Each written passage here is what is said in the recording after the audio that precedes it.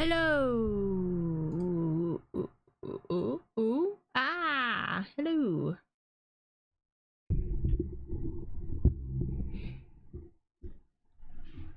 We have arrived. Late. Very late. Apologies. I was having a good phone call with someone I know. And those moments are worth cherishing. But we must get into Cozy Grove. And then we must get into Goosebumps. We must. We are for sure gonna be late to our watch party. However,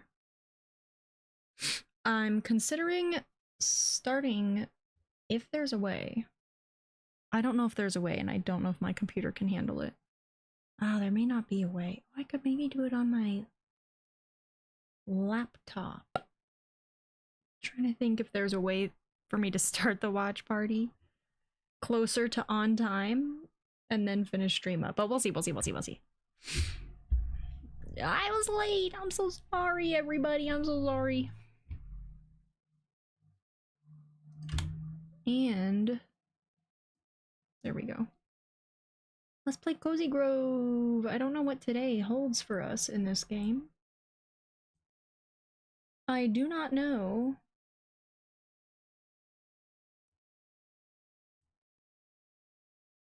But I am excited. Come on, there she is.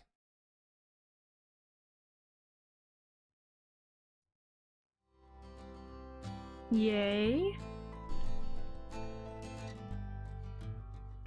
I can't believe how late I was. It was supposed to be like a 3 at the latest. I went like 45 minutes over. Oops. Oh yeah, we need to change our outfit back to our aviator. Our cute aviator outfit. Oof. And we're playing this one early, so it's bright. Get your sunglasses. Wow, all these berry bushes are ready? That only took like 2 days. Huh. At least we can feed some of these birds today. We actually have the food they want.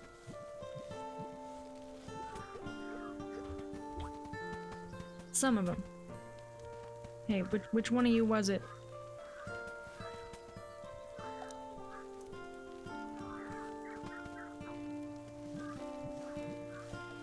They love each other. Okay, gimme. Oh, these ones want food. Is it you? Oh, I don't have that.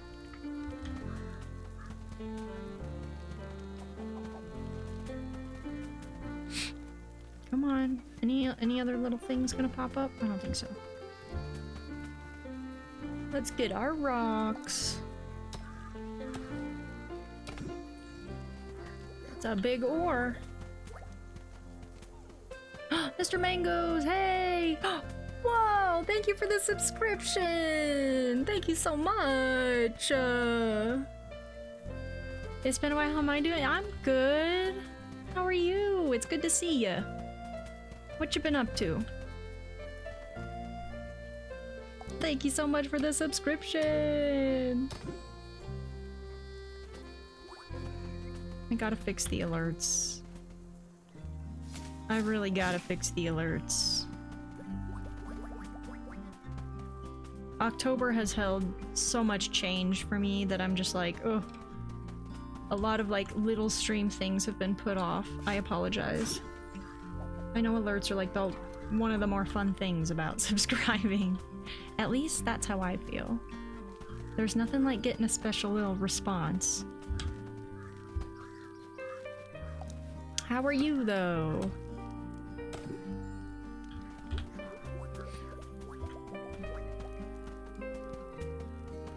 Bit of a rough patch, but you're doing good now. That's good to hear. I understand the rough patch bit. October kind of smacked me in the face and then laughed at me. Aw, that's so good to hear. I'm so happy for you too. Adorable and precious. I'm so happy for you too. My poor dears. They're not highlighted. We must- hello? Give me that.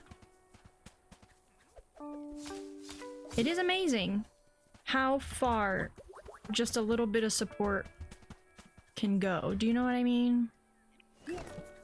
Oh, damn. I've never seen one of them sprint away like that. Oh, stop it. Nice. Ah, we have that one.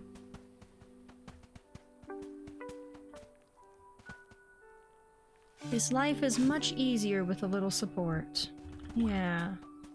Much, much easier. Can I help you with something? Can I get your opinion on something, friend? Do you think my farm is looking a little overstuffed? No. They won't let me say no. You know, I might just agree with you, and I think I see the problem. I'm keeping everything above ground. All horizontal, no vertical. I vaguely remember some storage tunnels underneath the property. And, there's probably some real important memories stashed in those old tunnels. You want to help me recall all my old memory, or recover all my old memories, right? Well, with the right tools, I could excavate those tunnels. Here's a list of what I need. Please and thank you. Ooh, we're on our journey to our golden pickaxe.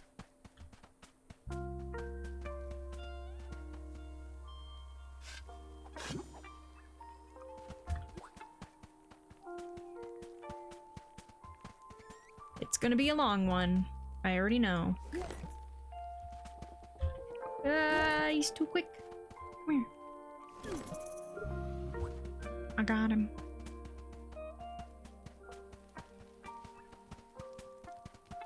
I feel like there was something I saw and I missed, and I think it's down here.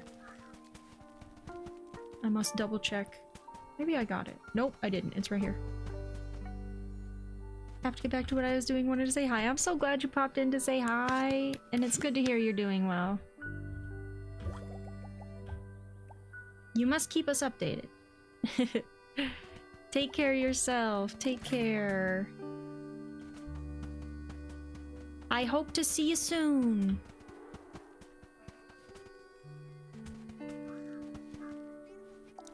There's a couple of things we forgot down here. And thank you again for subscribing. Thank you so much for the subscription, Mr. Mangoes. Thank you.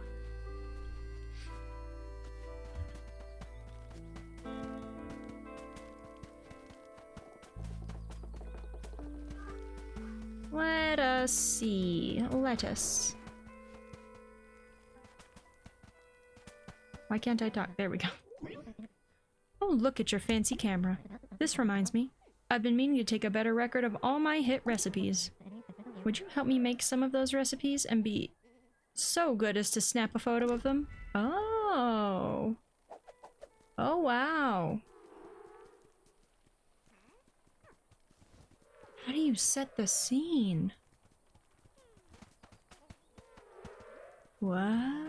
Let's try. Just doing like, oh,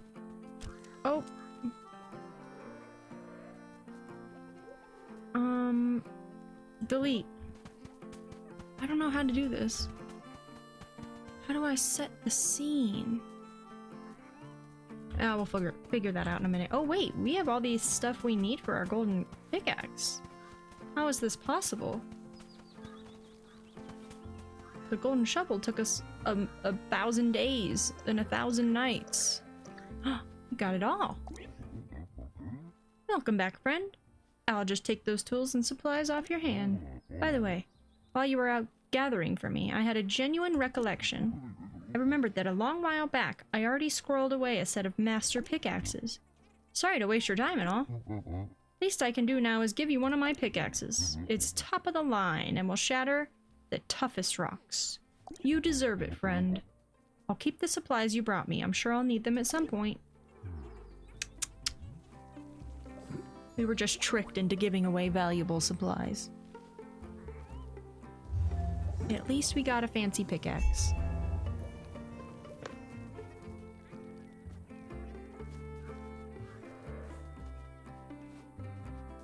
So thirsty today.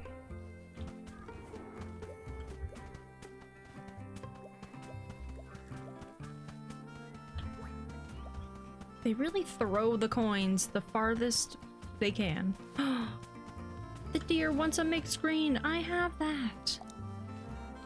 Um.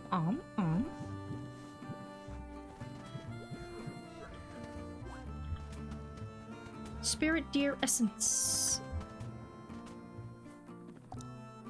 Ooh. An egg. Oh, it's so nice that we're now getting these other essence. It took 2 weeks in game, but we're doing it. We're doing the thing. Oh yeah, let's put our dowsing rod in slot 1.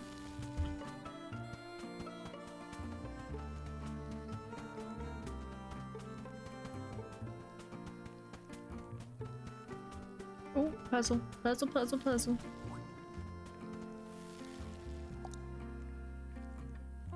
Boom. Bada bam. Aw, yeah.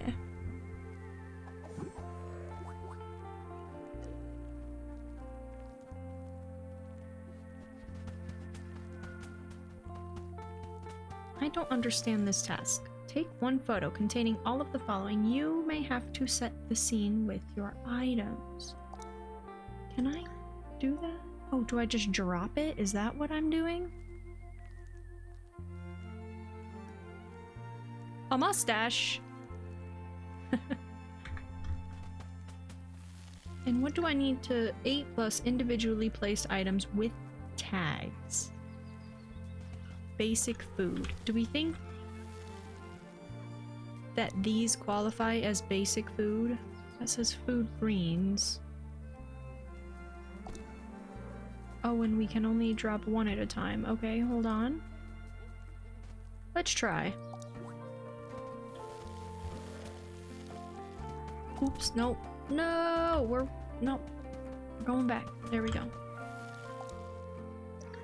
1, 2, 3, 4, 5, 6, 7, 8. Oh man, they just split like that. Okay, well I guess we'll go like this, and then we drop it. And then we go like this. And then we drop it. And then we go like this. And we do it again. This. Again.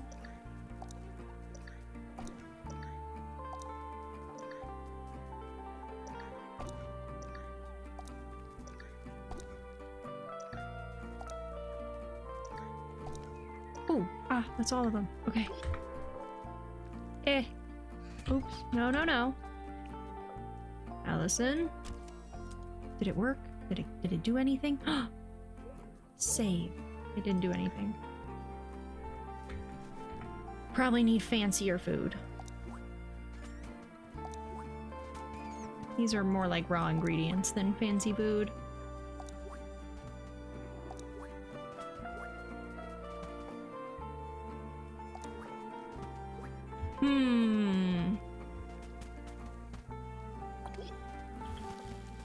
Let's get our basics done before then.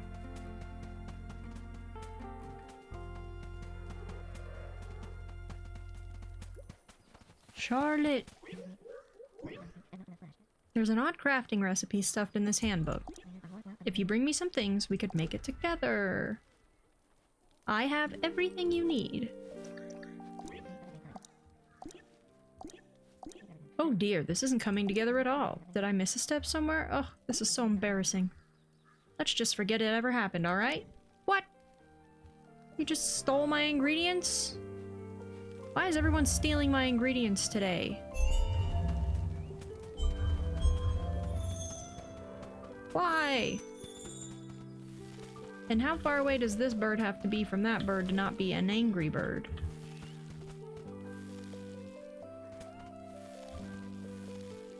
The purple birds hate birds. I don't know why. Oh, maybe we put this purple bird? What if we put both purple birds over there? That'd be kind of fun, no? Hey, come here. Watch it hate all the decorations over here. You really can't make them happy. But they're so pretty. They're my favorite ones. Be right with you, Bill. Ooh.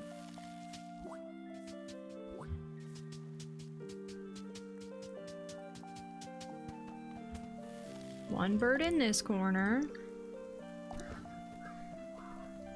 And one over here.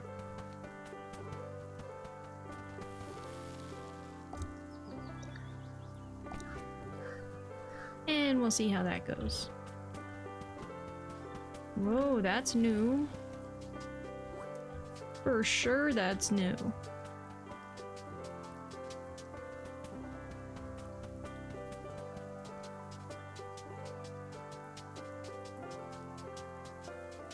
Bill! Bill, Bill, Bill, Bill. Oh. Is that? Oh yeah, that's normal, that's fine. Oh, I have two things. Nice. The shell looks weird. Looks funny.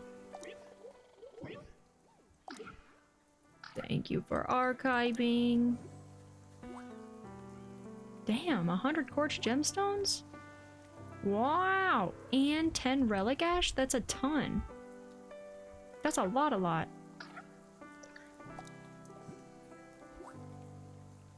Whoa! My goodness. Was that rare or what? Mythical. That's why. Are all of these? No, okay, just these ones. Dang. 6,000? I accept.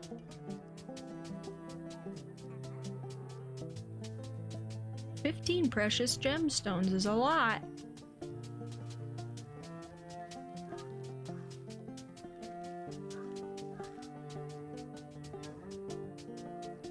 Okay.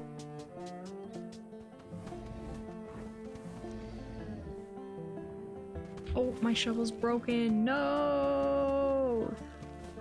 No! Let's make sure I don't have any of this food. And also, why are you two, like, linked at the hip? Put one down here. Oh, I hate when I do that. If I miss clicking on a menu, it'll send the... It'll send me over there. Nice. Okay, better. Oh! Why did his vibe go down?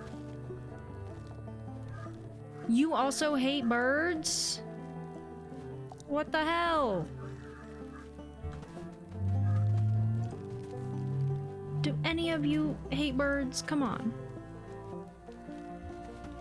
These ones all just dislike uncommon furniture. Oh, and this one hates imps. What about you? Oh, dislikes deer. Oh, good thing he's not too close. Hates imps. Well, come back, you. Which one didn't like? I'm just gonna move this yellow one further over here. There's uncommon furniture all over the place. What am I supposed to do about that?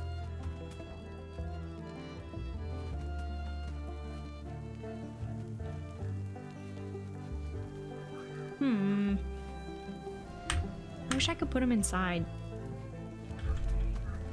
It's not like they fly. It would be torture.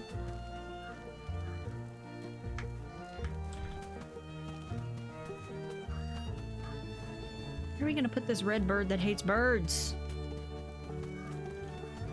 He can go over here, where the purple one was. Are you happy now, sir? Oh, he's quite happy.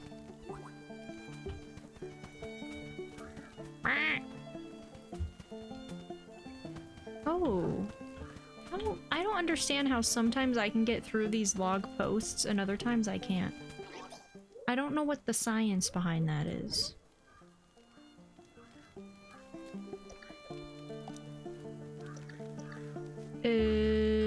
No, yes.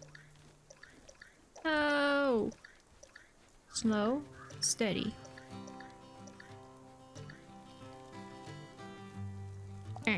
Nice. And we have to, oh yes, the relic ash. And the skipping stones. Okay, now we put over the fire. Boom, bop, bam.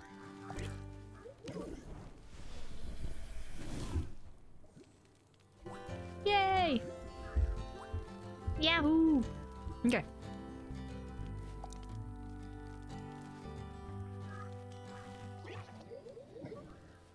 Repair shovel.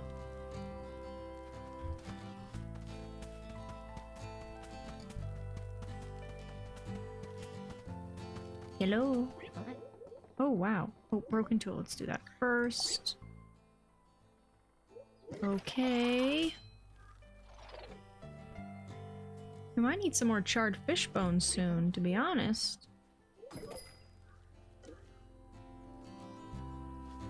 Oh? Oh, that's the raised planter. That is absurd. 16 joyous bird essence to make this thing? That is so much. We'll get there someday. Someday, probably months in the future. I've been looking at this old clock of heralds. What craftsmanship. No wonder it survived all these years. Do you think any more of his clocks made it through the centuries? We'll have to see. Hi, Mace. Birthday vibes. Is it your birthday? Is that what you're telling me? Is that what you're telling me? Happy birthday. Happiest of birthdays. What you gonna do? Someone else just had a birthday. I wish my walnut brain remembered better.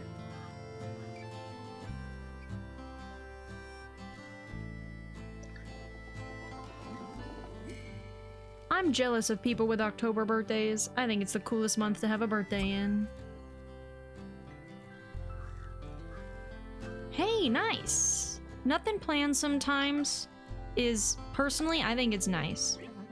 Sometimes there's too much pressure around birthdays, you know? So to start from square zero, I didn't say that phrase right, but yeah. Ground zero, that's what I'm talking about. No expectations, you know? And then how can it not be a good day? Let's see. Well, I hope you find some good vibes. Eat some good food, too. Make sure you get a good meal in ya. That's the best way to celebrate a birthday, if you ask me. One of my special trees seems to have wandered off somewhere. Perhaps I set her down near a statue. I love that she calls books her tree friends.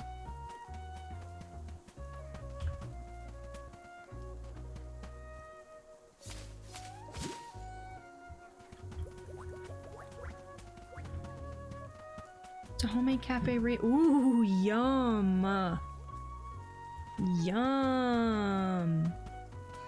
That sounds amazing.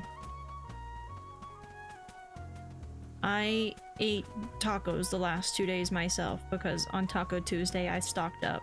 I was like, they're so good, I couldn't stop myself. So I just got a bunch. But I finally finished them all. How yum.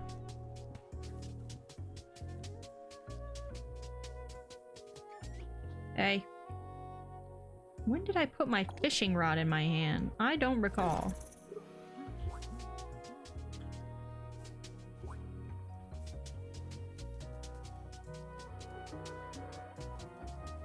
These sad little shells, they're always all over the place. A rough lion's paw.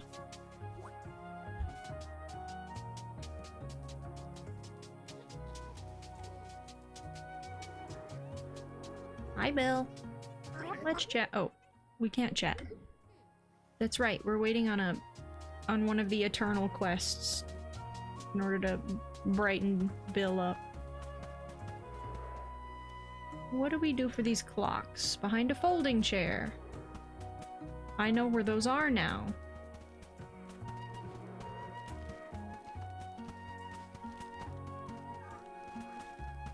Maybe. Did they move? Oh no, here's one. Here's a folding chair. I see no clock.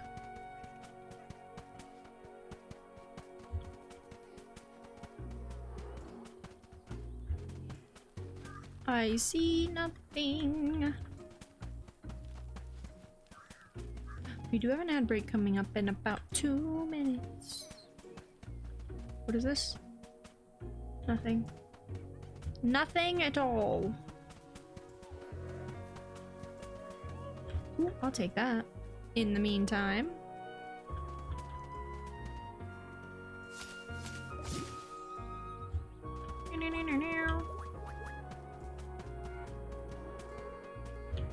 That's not a folding chair, though.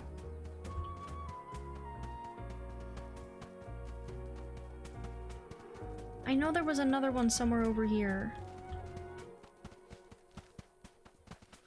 I guess unless it was a temporary one.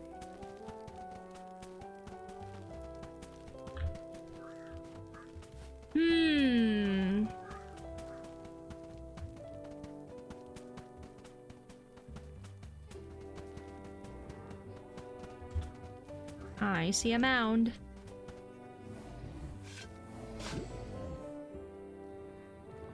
Nice.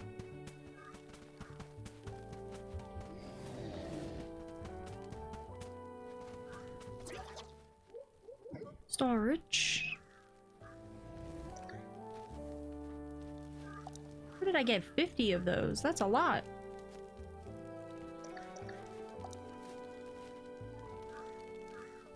Oh yeah, our dowsing rod.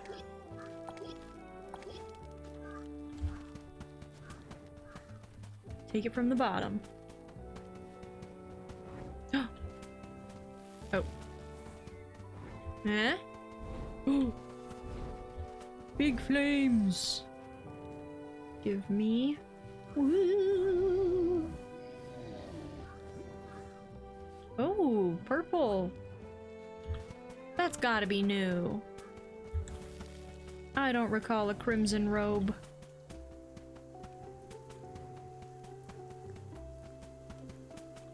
Oh, and what is this?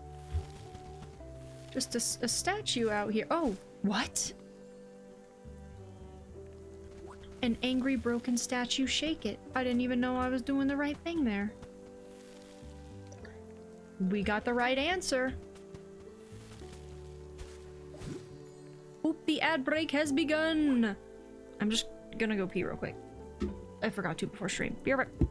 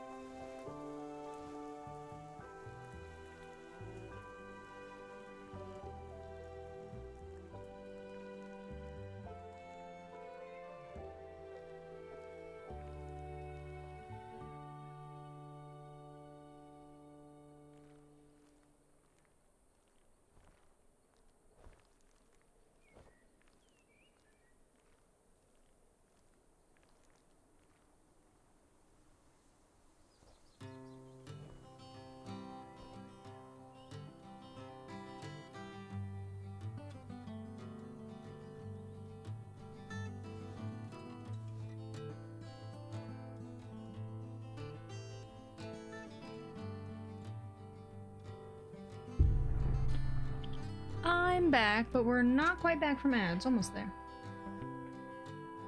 1 more minute.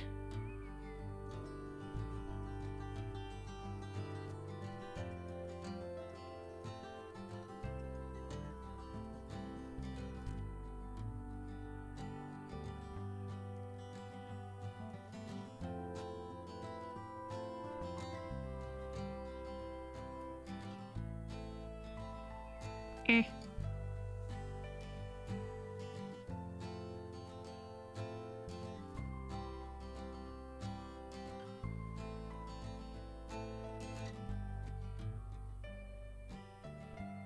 That's a little better.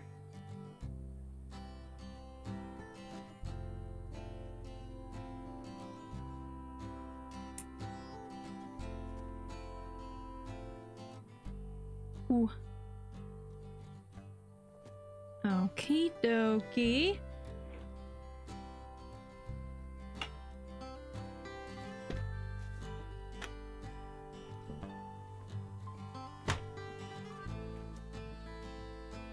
Yay, that should be over.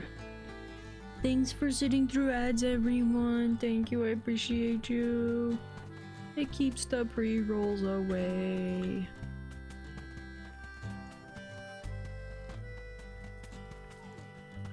Oh, no, we don't need that. Oh, we need that though.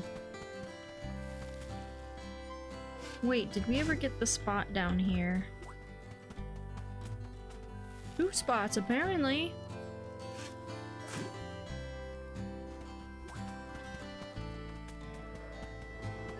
I had some radish the other day, and it didn't taste like anything. Was it just me? Are radishes supposed to have a strong flavor? Because I thought they were like a little spicy. Oh, I'm stuck. I'm very stuck. Oh, there we go.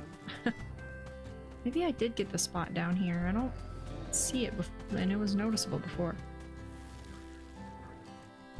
Indeed. Do you have turbo? Is that what you have?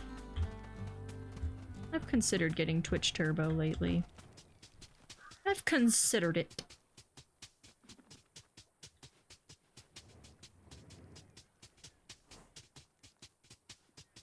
Normally they have a tingling citrus flavor. Oh. Maybe I just ate too much hot sauce before I tried the radish, and it like numbed my taste buds.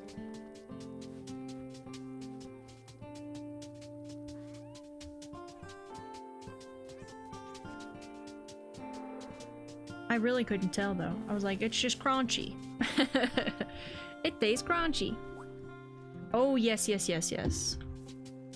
I've always been scared to download those.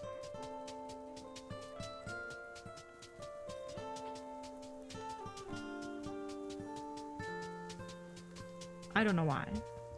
Just because I'd be the person who clicks on the wrong thing and gets some weird shit on my computer.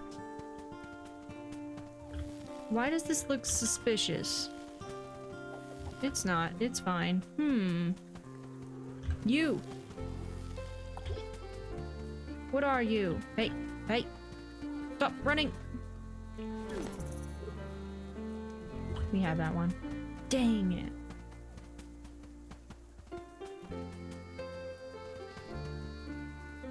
Secret. Thank you, little fauna. I'd be so lost without my little Bronte. Acorn trees, score. Oh my goodness. They could just nicely hand me the money, but instead, they throw it. They throw it everywhere.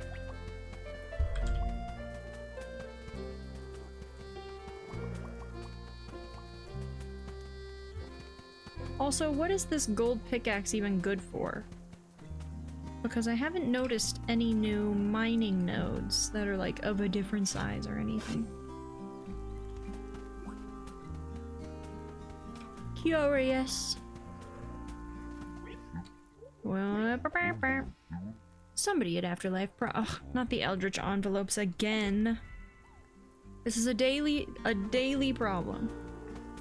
Someone needs to be fired.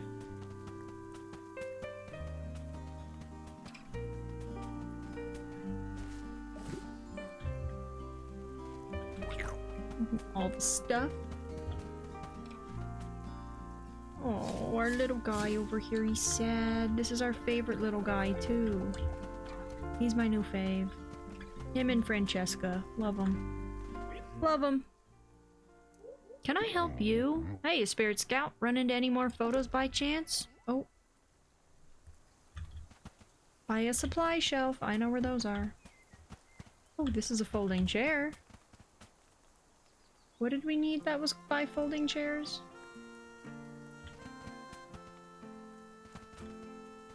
Oh, here's another one.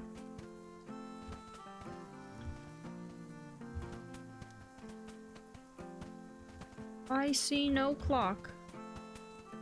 But I could be missing it.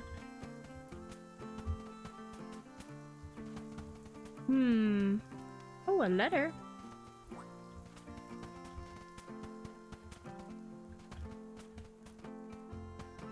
Whoa, whoa. Ooh, Yeah. Oops. No, come back. Come back. Got him.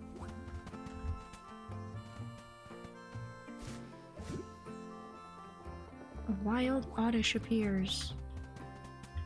Is anyone playing Pokemon ZA right now? I know, like, pretty much all of Twitch is. But is anyone here? I bought Arceus eons ago and I have yet to even open it. But one day we'll play Arceus and then we'll get ZA and we'll play ZA too. Oh, you're playing Cobblemon? I'm jealous. I want to play Cobblemon so bad. Oh yeah, how's all that stuff going? All the dev stuff.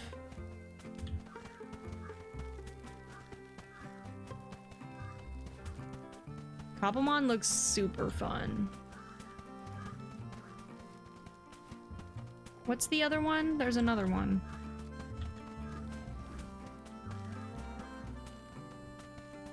Not bad getting there. Hey, baby steps. And before you know it, you've arrived at your destination.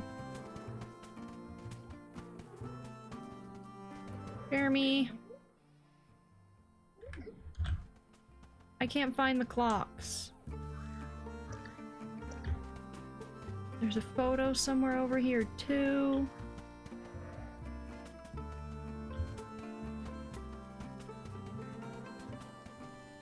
Pixelmon, yeah, that's the other one. I always forget at least one of them. Cobblemon's the one a lot of people play though, isn't it? I feel like I see more people stream Cobblemon than I do Pixelmon. Pixelmon in my brain was like the first version of Cobblemon. But I think we've talked about this, and I think you said one was clearly better than the other. Oh, 50-50? Just different good things about each of them.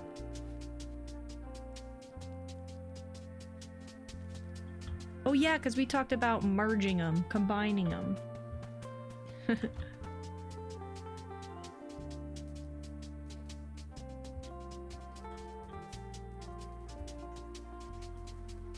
I really should be reading all the clues instead of just wandering around. I need that photo. Oh, oh. I think that's new.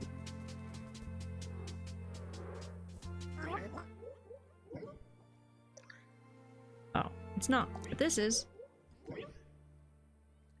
Yeah. Better updated one, yeah. That would explain why most people play Cobblemon.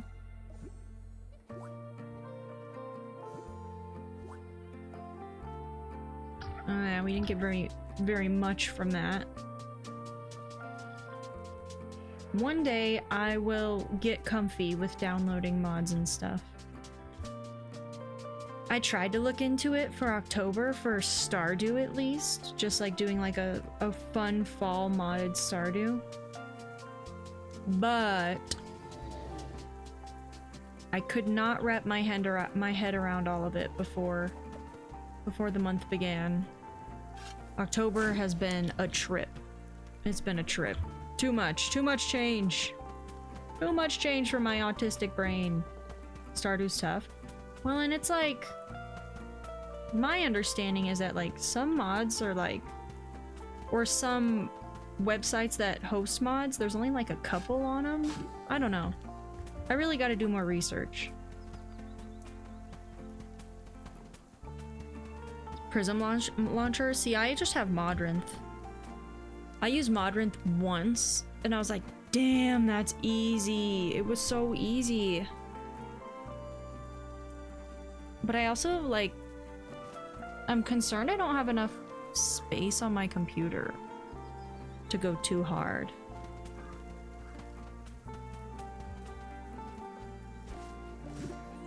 And I don't know about, like...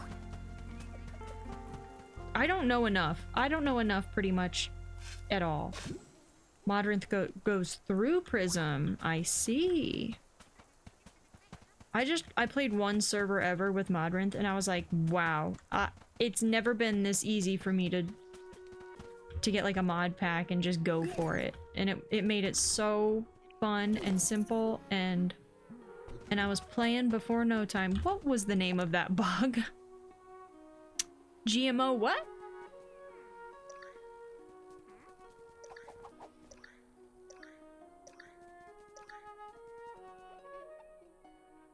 I just saw GMO something. What was that? How did I not fully catch that? It was this one. Are our pockets full? Our pockets are full. Okay, hold on. See, I don't know the difference between all the launchers and all the mod pack platforms and all the, and then there's Forge, and then there's, what's the other one? CurseForge, and there's an, I don't know. There's so many, and I don't know, like, the purpose most of those things serve. I need, like, a modding 101. But every time I Google that on YouTube, it's overwhelming.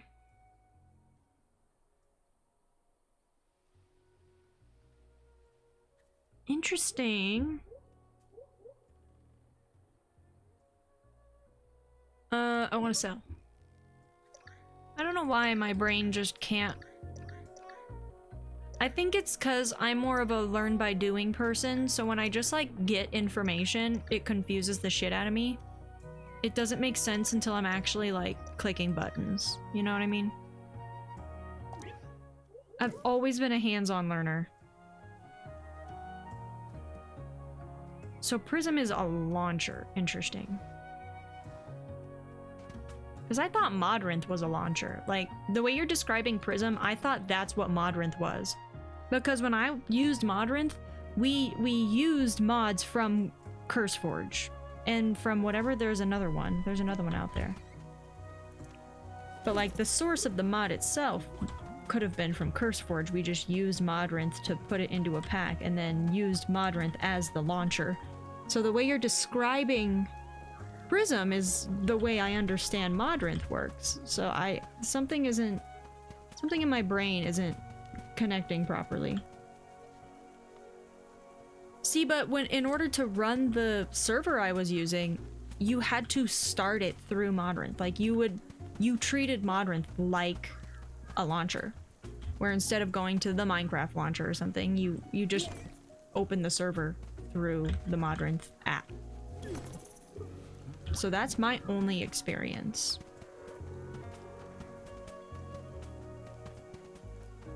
There's so much.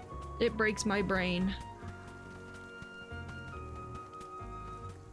But in that situation specifically, someone else set everything up and I just clicked the buttons, you know? I see. So it does function the same though, as far as it being a launcher. Because that makes more sense. See, I need to understand how things function in order to understand them. I need all of the information. And that's the autist in me. I need all of the information in order for something to make sense. I don't like participating in things without understanding what I'm participating in, you know? I gotta know the right buttons to click and things. Which is why working conventional jobs has been so difficult for me, because when you walk in and you're okay, but why? Most people think that you're just questioning them, and it's like, no, this is how a lot of people gather information to like sort it out. Starbucks didn't like that.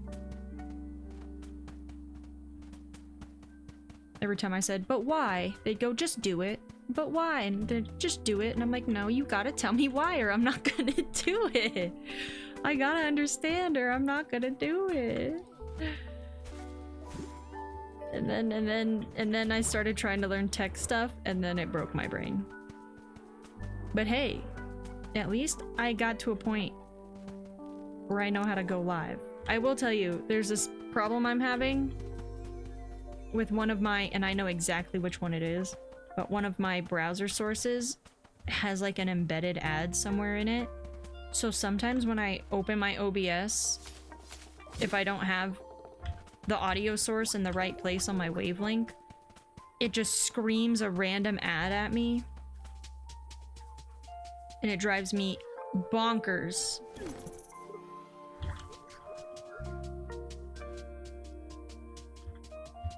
Exactly, that's how I feel, but some people aren't like that. Some people, like, require the bare minimum amount of information and they can execute a task. I am just not like that. I need all of the information to draw all of the conclusions, and then I can move forward. But some people are like, just, you know, tell me what buttons to push, and then they write down like the most bare minimum steps to get a result, and they succeed. And I don't understand that. I'm jealous of that in some ways, where it's like, I wish I didn't require so much information to feel like I am capable of something. Because my walnut brain also can't store very much information. It's a never-ending battle, really.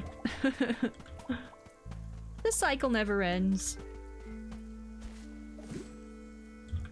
Ooh, a recipe that I can't fit. Oh, I can. Good. Hearty stew. Yeah, I think that's why I struggle to, like, master any skill. Or to get, not even master, just get good at all at any very specific skill, because I give up if I don't get enough information fast enough, you know? Which is exactly why I haven't modded anything yet. But I want to, it's my dream. It's my dream to understand how all this stuff works. It's the same reason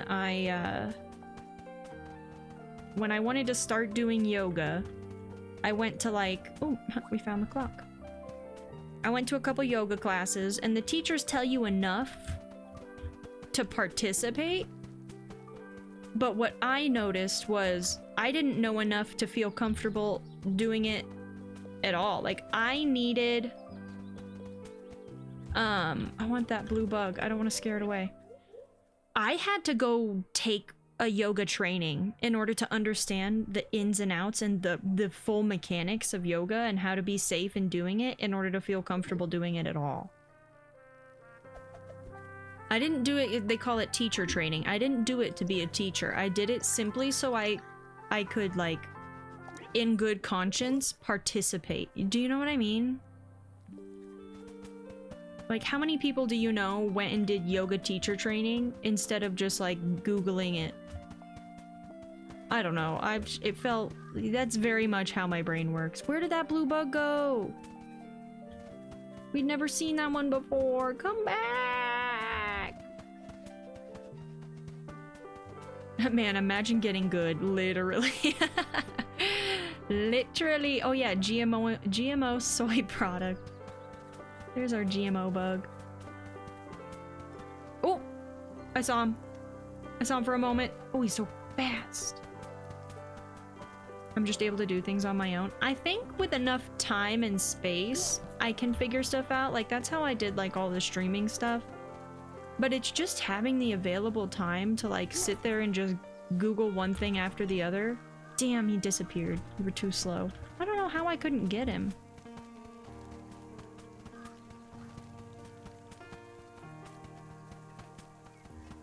Because, yeah, when I started streaming, that's basically all I did. I sat down, and every waking second, every bit of my brain power went towards figuring out what a browser source is, what a fucking transition, I don't know. It's just like one Google after the other is the only way I got to where I am. But it took a lot of time, like a lot of free time. Free time I didn't have before quitting my job, which is what I did. I quit my job. I worked for Starbucks. Terrible. Terrible experience there. Glad it's over. Hello? Why can't I? Thank you.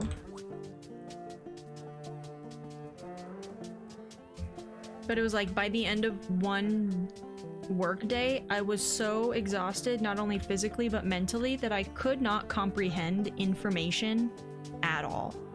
Any amount of information, I just couldn't process it. I had to like clear my head fully in order to learn new stuff and put all of my brain power into learning new things.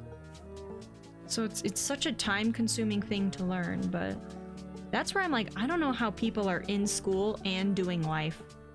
I can't do that. I do not have that capacity. So big round of applause for everyone who can do everything at once. It's not me. It couldn't be me.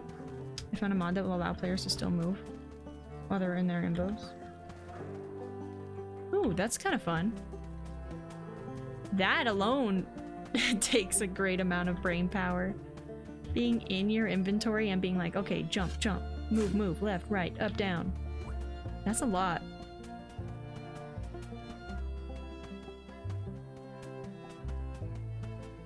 Professional Minecraft players just break my brain. Professional gamers in general. Some people are so good at what they do. And yeah, with practice comes, you know, better skills and whatnot, but I'm still always impressed. Because I don't even think, if I played Minecraft every day, I would never be as good as half of those professional players. Never. Never. Yeah, it is. Cause like, I can't imagine being like, when I'm in inventory, I'm processing this. This is the information I'm processing. Is why am I here? What is here? What do I do with it?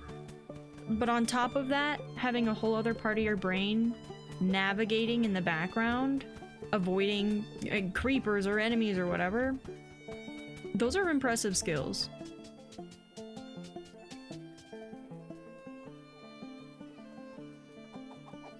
See, and that's where, like, that's for sure where some of these skills come from. Like, just doing them forever. All the practice in the world. I wish I could. I jump from one thing to another, though, so fast. I get bored of one thing. So if I don't have a variety of stuff to do, I just get bored. And that's the ADHD for you. That's why they say ADHD is like a curse, because it is two types of thinking, two types of executing tasks, two types of learning that are constantly at war with each other. And that is very much what makes life difficult for ADHD people. It is an internal battle every second of every day.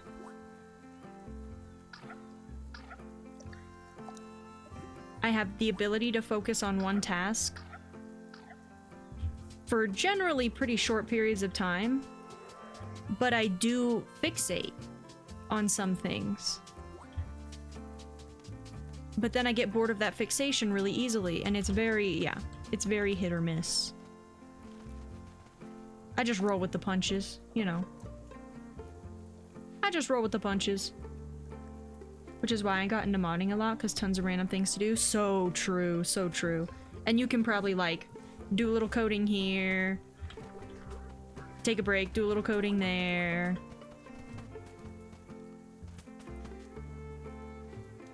But the process of learning to code, oof. We may have talked about this. What is your recommendation? If one is to learn how to code, where do they start? I've heard Python, is that the one? There's one that's like super user-friendly to start. And there's like a program online that you can take. But I tend to not do well with programs like that. It's the same reason I tried online college and I bailed within the first month.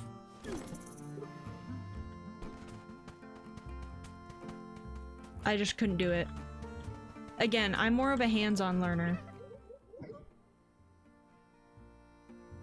Yep, OCD and autism, but mostly the ADHD. The OCD is just like... Oh wait, I don't know if you're talking about yourself or me, but when you have two other mental disabilities to overpower it, it's not a problem for me. Oh, see, it's a problem for me. Because I have all of those too. I've had OCD since I was super young. And I had no idea that I had it. You know what I mean? Like, you know, when you grow up and you see the signs or whatever. I had no idea as a kid that what I had was like pretty textbook OCD, and how much it affected me and my learning patterns and stuff like that. And then I grew up. I essentially self-medicated with marijuana and nicotine for 10 years. And I didn't realize how much that quieted and controlled my brain waves until this October when I quit. And now my brain is a nightmare. It is a living nightmare in here. It is a disaster. It is a constant mess. I'm raw dogging all these mental illnesses right now that I'm like, fuck. It's a journey. It's a trip. It's a trip for sure.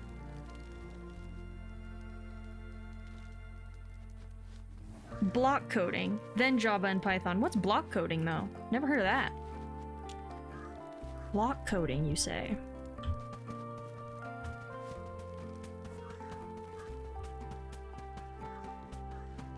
I feel like coding is something a lot of like autistic people or just neurodivergent people in general are drawn to because of the pattern recognition and stuff. So I do think it would benefit me. Just like you said, like the OCD and autism, like I feel like both of those are actually so useful when it comes to like repeating patterns, but the ADHD is the part that's like da da da da da next thing, da da da da da next thing. We're bored, we're bored, we're bored, we're bored. At least that's what my brain does to me. My brain yells at me constantly. Shut up!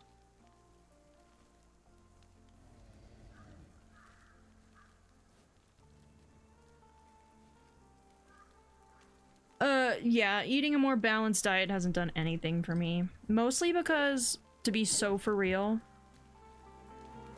money. Money. In order to eat properly these days, you have to be able to spend like extraordinary amounts of money. Even buying groceries is like making stuff from scratch or whatever. It's so expensive. It's so expensive to eat properly. And also other resources. I won't get too far into it. I'll soapbox the shit out of this conversation if I can, but above all else, it is far too expensive to eat healthy in this country. Far too expensive. You have to literally be able to spend $75 a day to eat 3 good meals. And that is so unreachable for so many Americans. No wonder most of us are so sick. But also, a lot of the food in this country is overprocessed, over-refined, and that doesn't benefit our health. Cheap alternative is to grow your own food? True, but to grow your own food takes time resources and energy resources. You see? So there's always a cost, there's always a price, whether it's mental, physical, or financial. And a lot of people, including myself, I can stand for about 2 hours before intense chronic pain consumes my whole body, which goes back to being I mean, when I was 9 years old, I'd go to the doctors complaining about intense chronic pain. And they, oh, you're too young. Oh, you have no idea. Oh, you don't know. Or. So I've heard it all. I've heard it all. But to be so for real with you, because I'm not much of a... Why is this bug chasing me?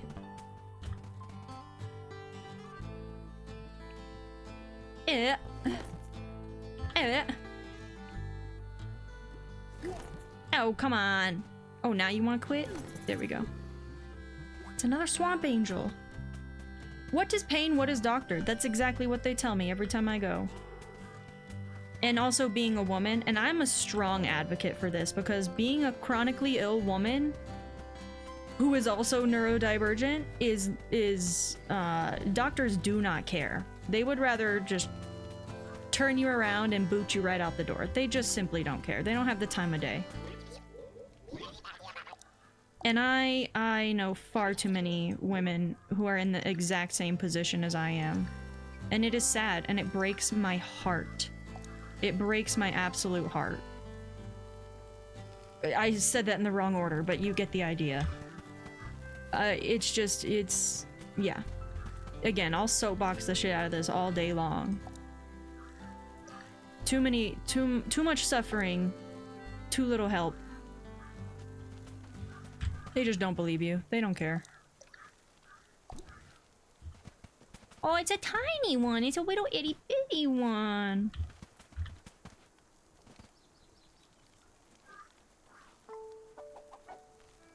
Move. Hey. Hey. No. Why won't it let me put it in the one spot I want it? What about... Dang it. Dang it. Okay, hold on. Let's put it over here. Pick it up. Pick up. Down here. What do you mean you're genuinely asking? What is pain? What is doctor? What do you mean by that? Pain everywhere. Doctor nowhere.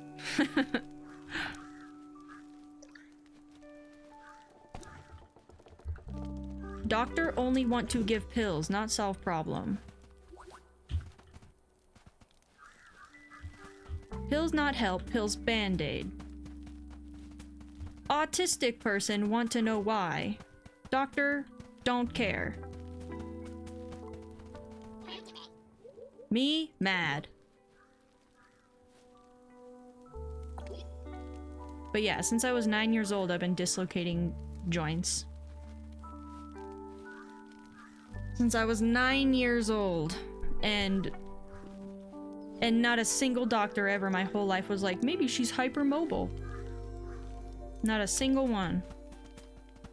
Yeah, I don't go to doctors anymore either. Mostly because money. I don't have the money anymore. It got to where in order to just see a doctor, I'm paying almost $100. And then I get no answers. And it's like, oh, I go home now. I go home now, same conditions, same, you know, same feelings, no one help. So now we don't try anymore. But we try to do things like eat good, eat clean food, which is really important because so much bad food around. And that's really all I can do. But again, money. Money. And you live in the Midwest. I don't remember what state you said you lived in, but I mean, this is a universal issue in the country too. You know, we don't get the wage gap. The wage to living cost is extraordinary, and people just can't afford to eat. People just can't afford to eat anymore. Certainly not eat healthy, you know. It's so sad. And me, as a neurodivergent person, I get angry. I get mad. I get mad at the system. And I wish I could do something, but powerless. Honeybee state. I don't even know what that means, but it sounds nice.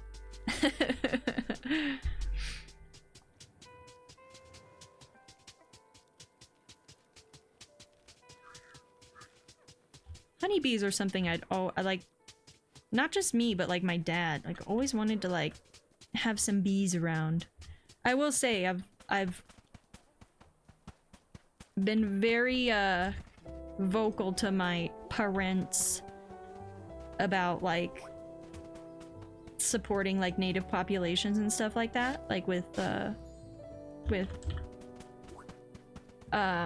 what's the words I'm trying to think of, non-invasive species and things like that. So many invasive species around that do not promote biodiversity, so I've been very much a person in my parents' ear who is like, if you plant another invasive tree, I'll cry in front of you, and you're gonna have to watch. Oh, I didn't know that. I didn't know Utah was a honeybee state. I never heard of that. I've never heard that. I've heard other things about Utah, but never that. I've been there once on my way to Vegas. But I think I was car sick and I didn't really pay attention. Oh, really?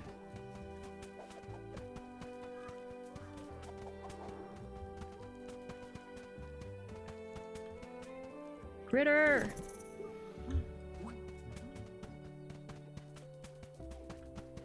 Critter! Yeah, I always wanted honeybees. I follow a bunch of people on Instagram who do like the little like the rescue bee stuff, where they go to homes that have ancient honeybee systems in them, and then I just saw one this morning and it was like they had to lift an entire floor of a second-story house because honeybees, and the whole floor is full of honey, and I just love that. And then of course they relocate them. They save them and then relocate them. I love shit like that. I lived in Oregon for a very brief time where what they would like add like pollen, like native pollen was a huge part of diets. I don't know if that's still a thing or if that was a trend. I have no idea. But everywhere you went, like coffee shop related, you could get native pollen in your bevy to sort of try and reduce allergies. Now, I don't know the effectiveness of this. I have no idea what the research on this is like. But I just love that. I loved living in a place that like embraced and respected the nature around it. I don't know, it was beautiful, it was lovely. Because I was just not raised in an environment like that. I simply wasn't.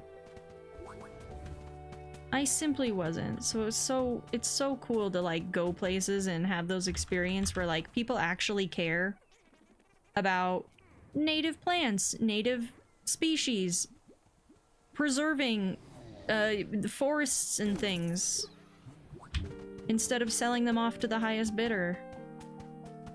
It was a cool time. Now it's a cruel time.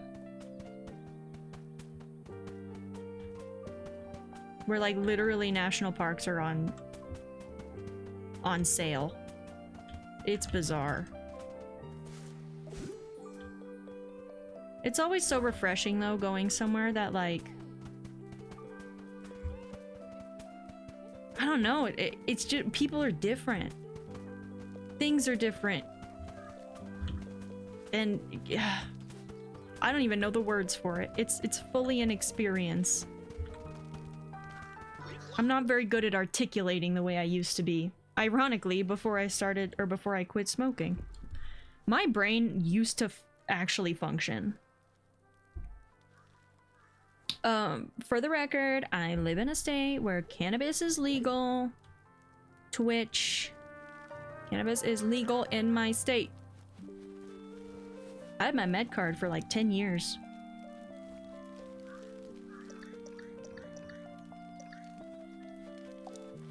I don't anymore. Too much money.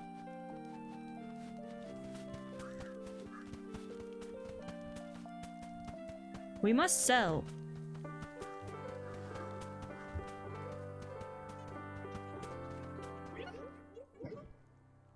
I do miss Oregon though. Oh,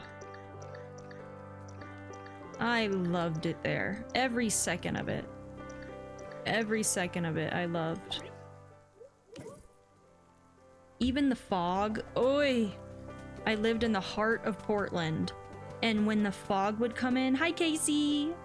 When the fog would come in over the valley, I'd go to the rooftop of my building, and it was literally just... It's like in Scooby-Doo. Hi, Kiwi! It was like in Scooby-Doo. You know, where they cut the fog with a knife? That's what Oregon was like. When I was there, we didn't... Like, people say it's super rainy. We had less rain, more just fog. More gloomy vibes, less rain. I think Seattle gets more rain, like the farther north you go. But Portland sits in a valley, so it's just like a hole in the ground. And when the fog passes in, it gets stuck there, and it just sits there all day. And I loved it. It was the coolest vibe. It was like living in the clouds. It was so cool. It was so cool.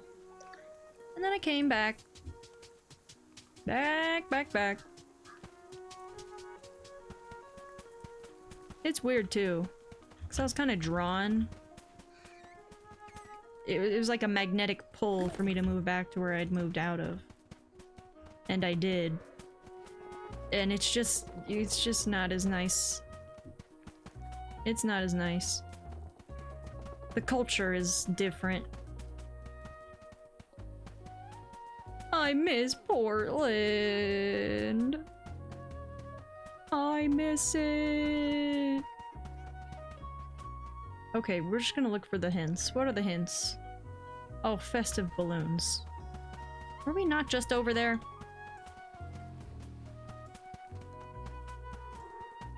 The one thing about Portland that was weird was when it snowed. Which is not... I guess, but when I was there, it wasn't a common occurrence. Like, it maybe once or twice a year. But every single bridge gets shut down, except for one. And it's a nightmare. It's an absolute nightmare. Because there's like, what, 14 or something bridges?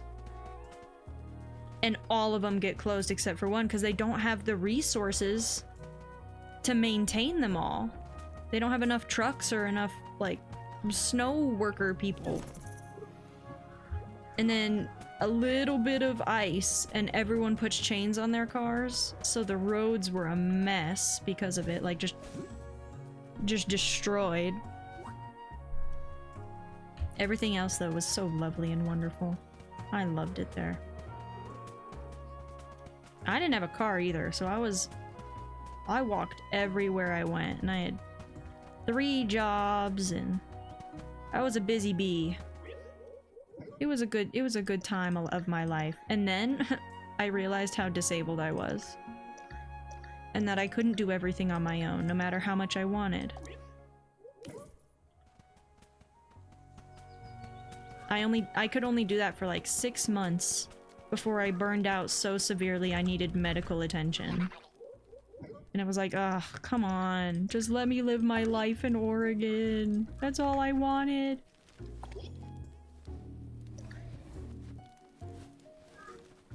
It's not near the festive balloons. I give up on that one. Or the supply shelf one. I'm pretty sure this is the only supply shelf in the whole place. It's gotta be over here. Come on. Oh, it's right there. Aha.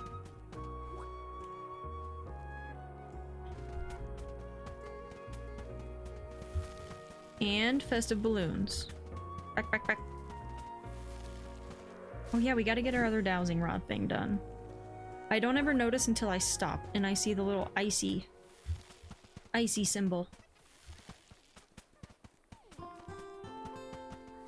I've said it once, I'll say it again. I'm surprised more games don't have something like a dowsing rod in them. I think that's one of my favorite things about Cozy Grove.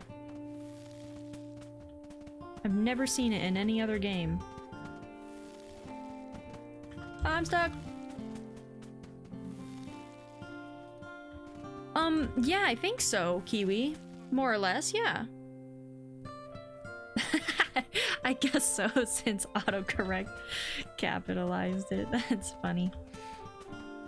But yeah. I think there's a whole newspaper called The Oregonian. I loved it there, and I got one chance while I was there, because like I said, I lived in the heart of Portland with no car, so I was stuck in the middle of the city. But I had one opportunity. One of my coworkers was like house sitting for a very wealthy person in Oregon who owned a lot of land out in the old growth forest. And I got to go out there and like spend a night, and it was magical. It was magical. It's like you can feel the wisdom of the old trees. I call it woo-woo, but there was something so different and so special about being in that forest, truly. Oh, I loved it. But I tried to do it all alone, and I couldn't do it. I couldn't do it. I made enough money to do it, but I couldn't physically continue walking everywhere I went and working 70 hours a week. I just couldn't do all the things. It started to eat me alive.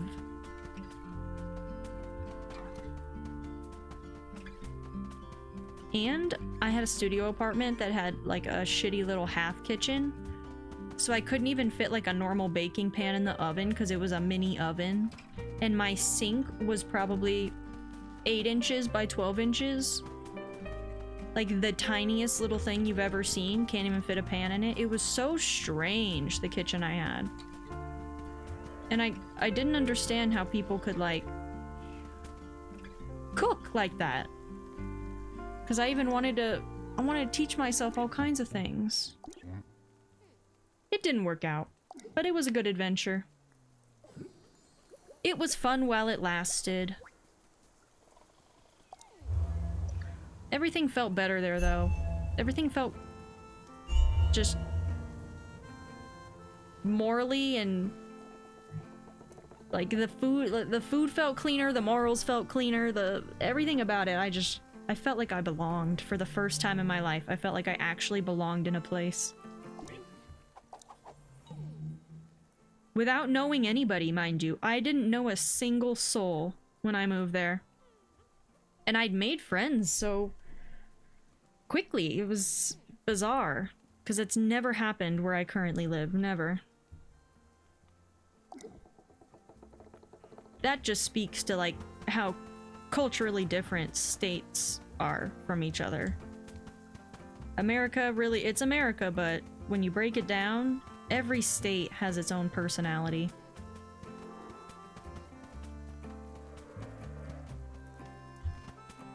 Which makes sense, because we're all basically different countries. As far as our size. Like when you look at Europe,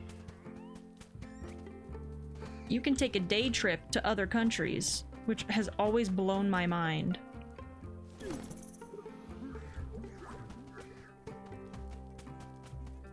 But it kind of is like just states.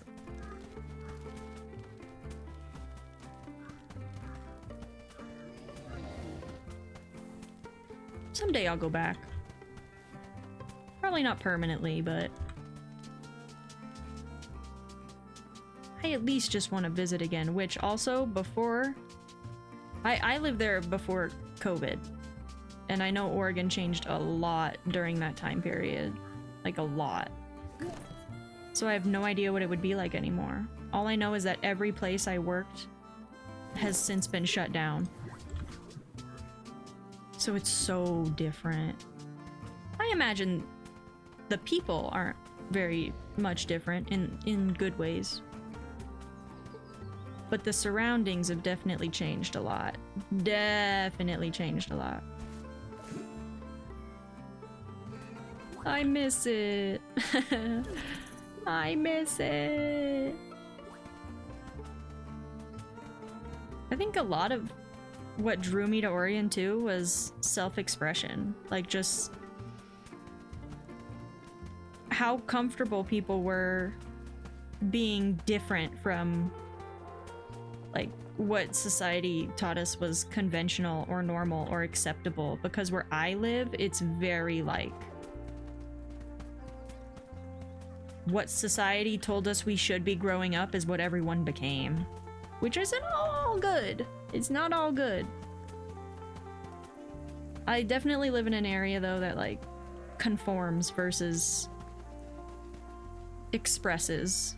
And it's noticeable. When I went there, I was like, whoa, they give jobs to alt people here? Because in my heart, yeah, shout out to self-expression.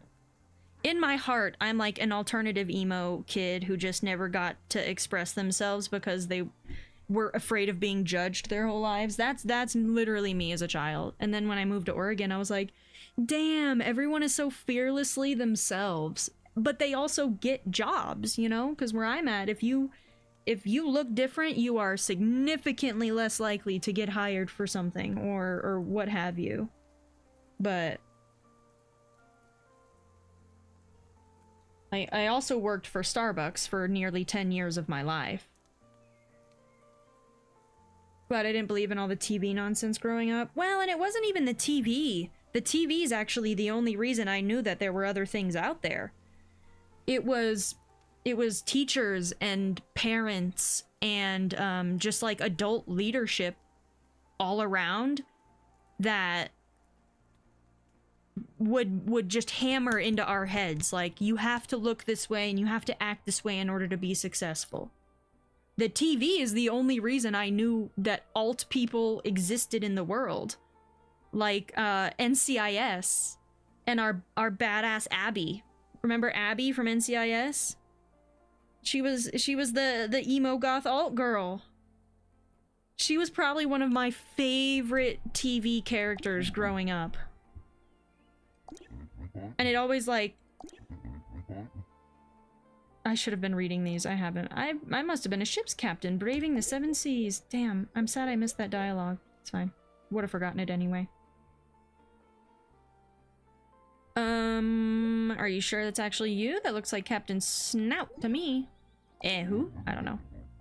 Must have been a rival sea captain. We sailors certainly are an ornery lot. Yes, it's all coming back now. My dear Lily must have been the one to make a landlubber out of me.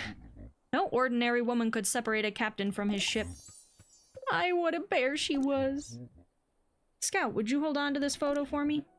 I don't want to lose it again. Oh yeah, let me just go put it in my storage where I definitely have space.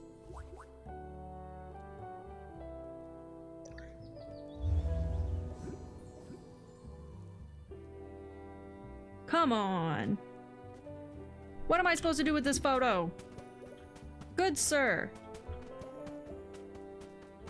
And the quest still sits here. Oh, it's for Captain Bell. Oh, he gave me... Oh, to go give to the captain. That's right. We were waiting days for that quest.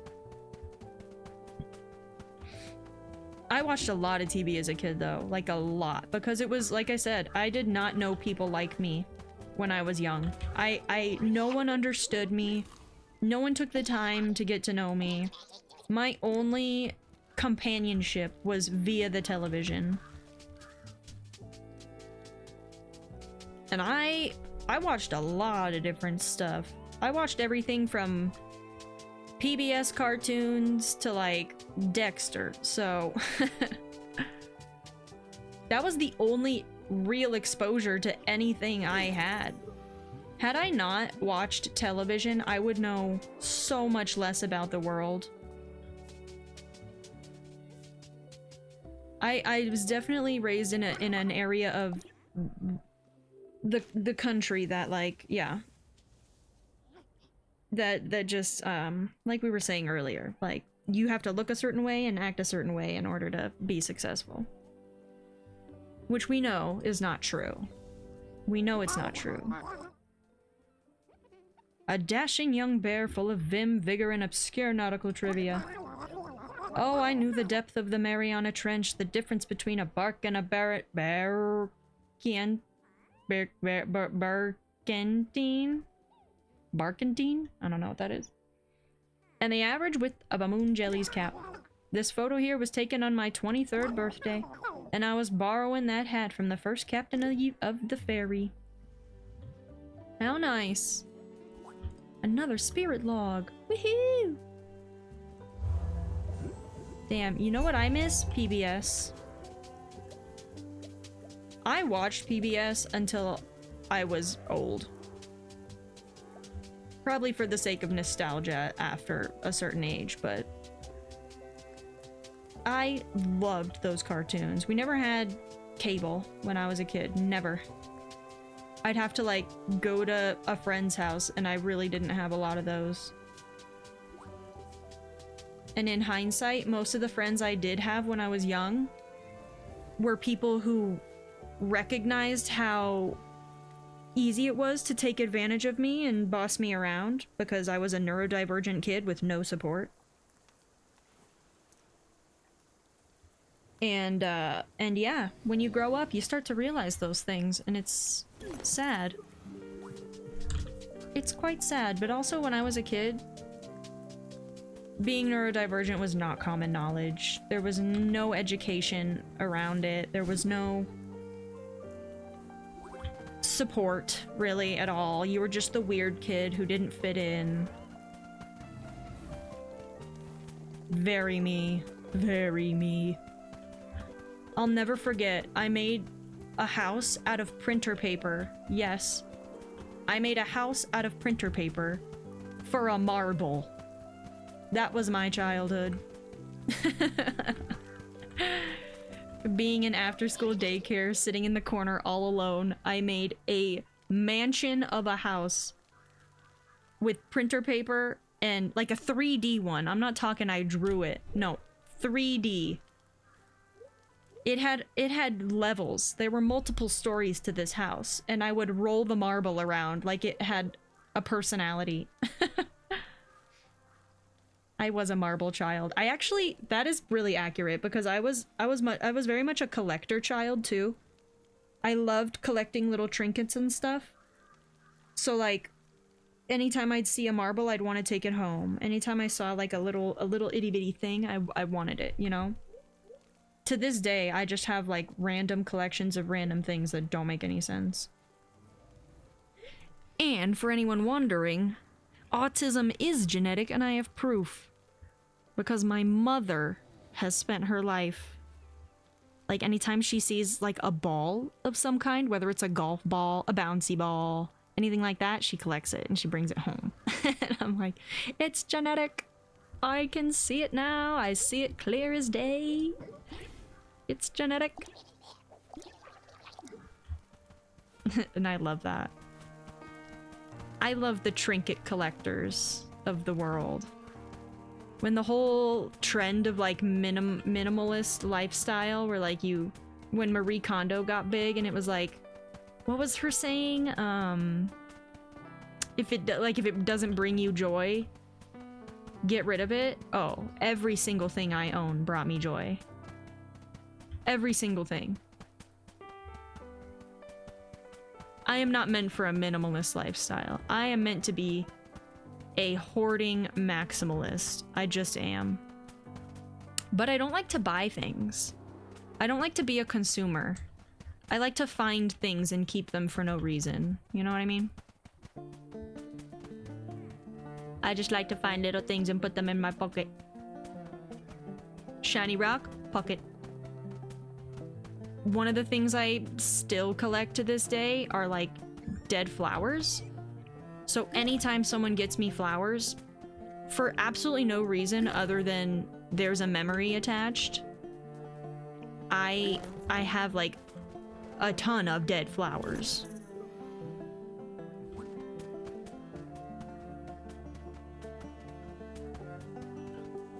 You! Dang it. We had one really good bug, and I know it was a really good bug, and we missed it. We lost it. We lost it somewhere along the way.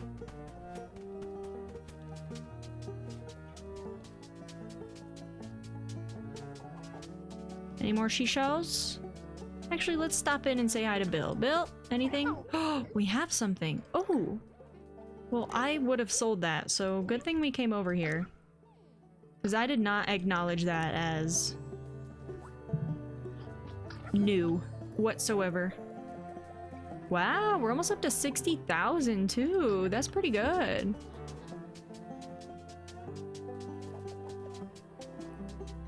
$60,000, not bad.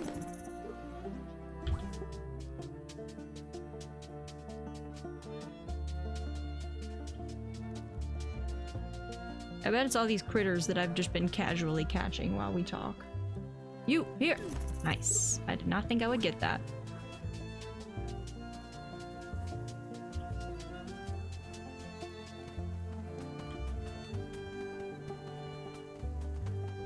Come on, give me more! More mounds, more dirt, more, give me more. Are we actually looking for anything? Oh, we are. Look near a sculpture made of sand. Oh, we'll go back this way then. The broken urns are kind of hard for me to tell what they are. They're a bit tricky. Tricky, tricky, tricky.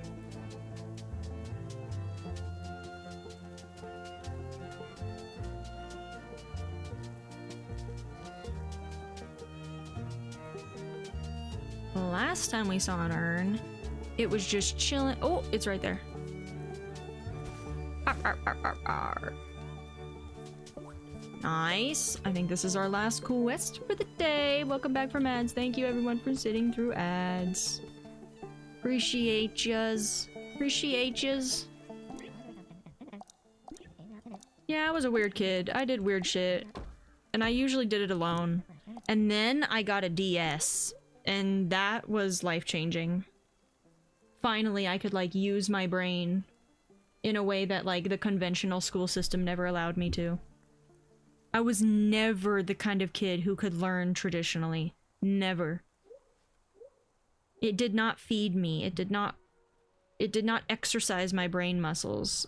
I was really good at checking boxes, though, up until towards the end of high school, when I just gave up on this whole school system in general. I basically dropped out. Had the teachers in my life not essentially given me A's to get out of high school, because that's kind of what happened.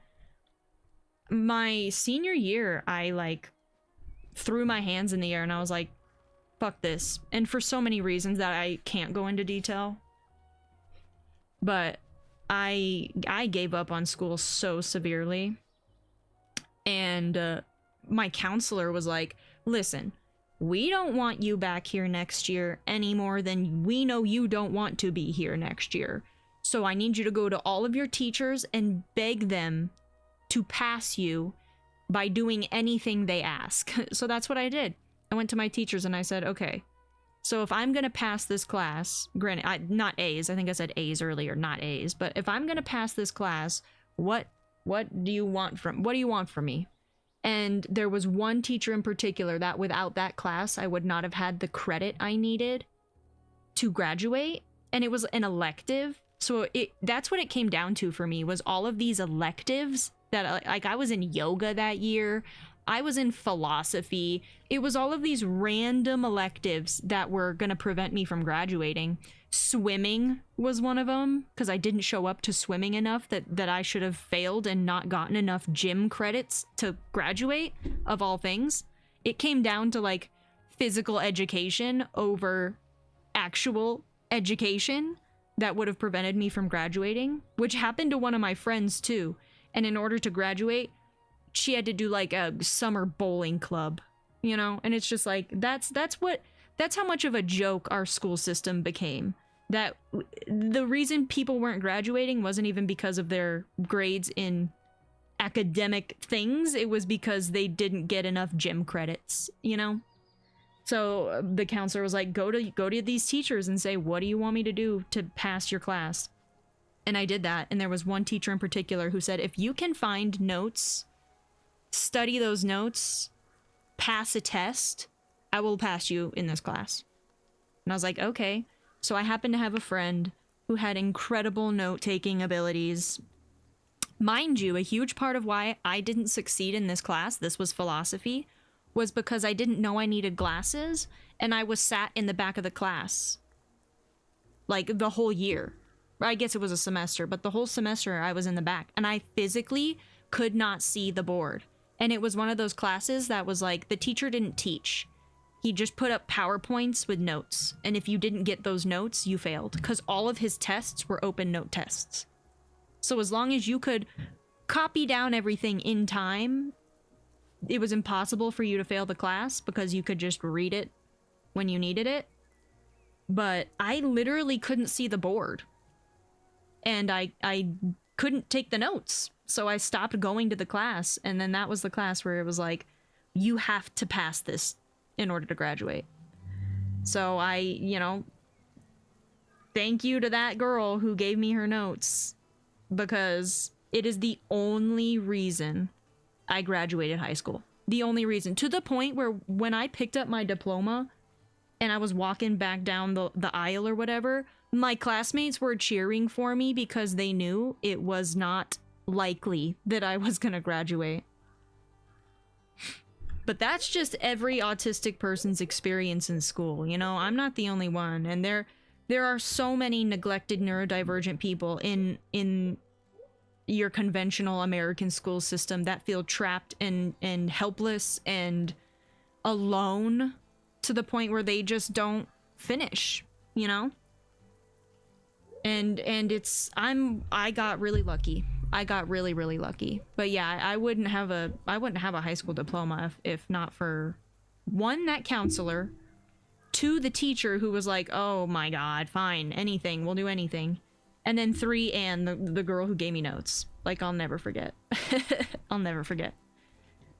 I would not, I mean, I'd be exactly where I am because I chose not to go to college or do anything. But I just, you know, the only difference is that I have a high school diploma. Which, actually, I may not have been where I am because of how many jobs out there require you to have a high school diploma for no reason, right? I worked in coffee my whole life. You do not need a diploma to work in coffee, I'll tell you that.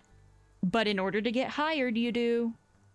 So it's just, you know, one thing leads to another, but I got very lucky towards the end of high school there. I've always hated school. I've always hated it because no one took the time to actually teach me anything in a way that I could learn. No one, ever. Ever. Like, literally ever. And, yeah.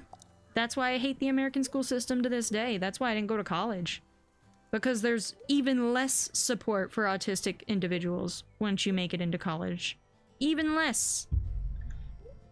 And I think, you know, the times are maybe a little bit different now, or maybe there was a brief moment where they were different, but it's bad again. It's all really bad. Like, I feel so... My heart hurts for all the kids who had to do online school during COVID. It hurts for them. It may have worked for some of them, but I know there's a massive amount of neurodivergent kids that it did not work for. And I feel for them. It makes me want to cry. Because they just, you know, all those kids who had to do all that bullshit, they deserve better. They deserve better. And it impacts the rest of your life. Not just because, oh, you got a diploma, but psychologically, going through things like that impact the rest of your life. They form and shape your ability to cope in certain ways. And I feel so terrible for everyone who had to, like, learn via a computer instead of a real life experience. Phew, guess we're clocking out for the day, huh? Oh, good one, Jeremy. These puns are really ticking me off. Mom always told me I'd never make a dime in the funny business. Maybe I took her a little too seriously. You know, I have a confession maker, buddy. Destroying these projects isn't bringing me much joy anymore. But we were just talking about joy and Marie Kondo. When the dust settles, it reminds me that I'm alone. What happened to the other bears in my life? Why can't I remember them? Oh, poor Jeremy.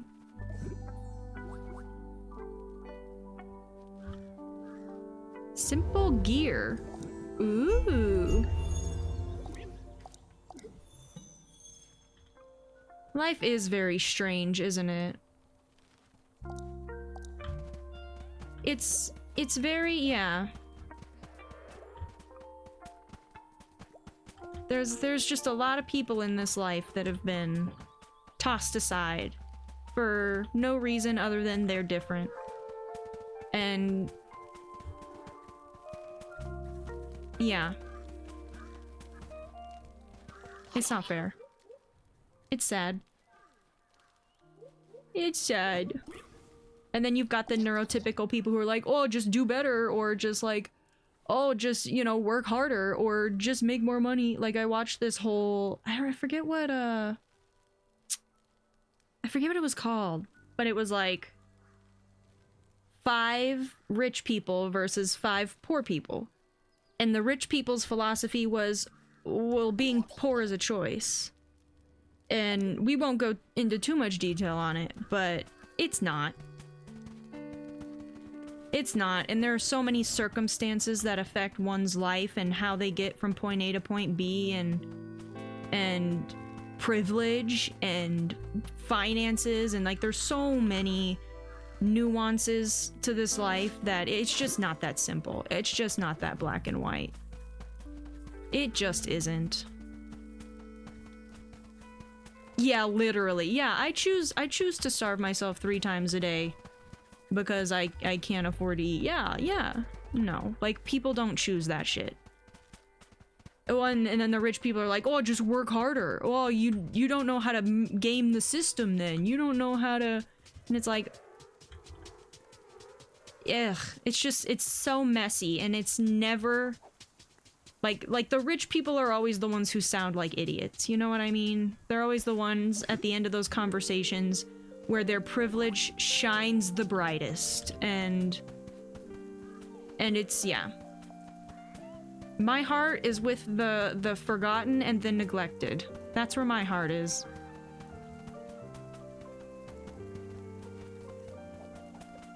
Any system will have wait. Any system will have people who want to come along and min-max, and I just can't. Facts. It's just not... It's not possible for everyone. Like, not everyone's brain chemistry is the same. Not everyone's circumstance is the same. Not everyone's family is the same. And we were talking about it earlier.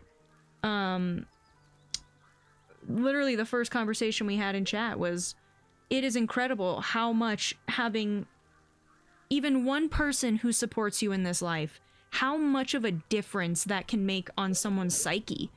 How much of an impact that can have on the literal course of someone's life.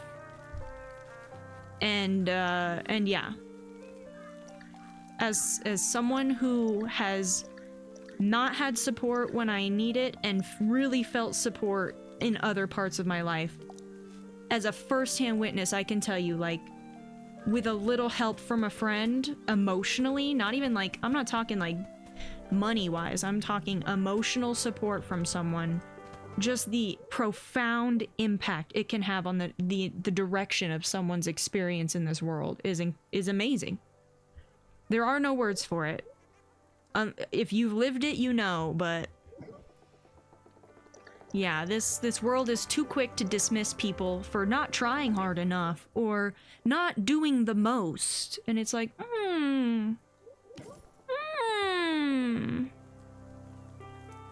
And it's usually the people who are financially comfy cozy who have those opinions, you know? More often than not, the people who have suffered through anything in their life have a lot more empathy and compassion for other people around them than that. Anyway, soapbox. But I feel strongly about these things. I really do. And that's where, like, it's important to set boundaries in your life. Absolutely. For your own sanity.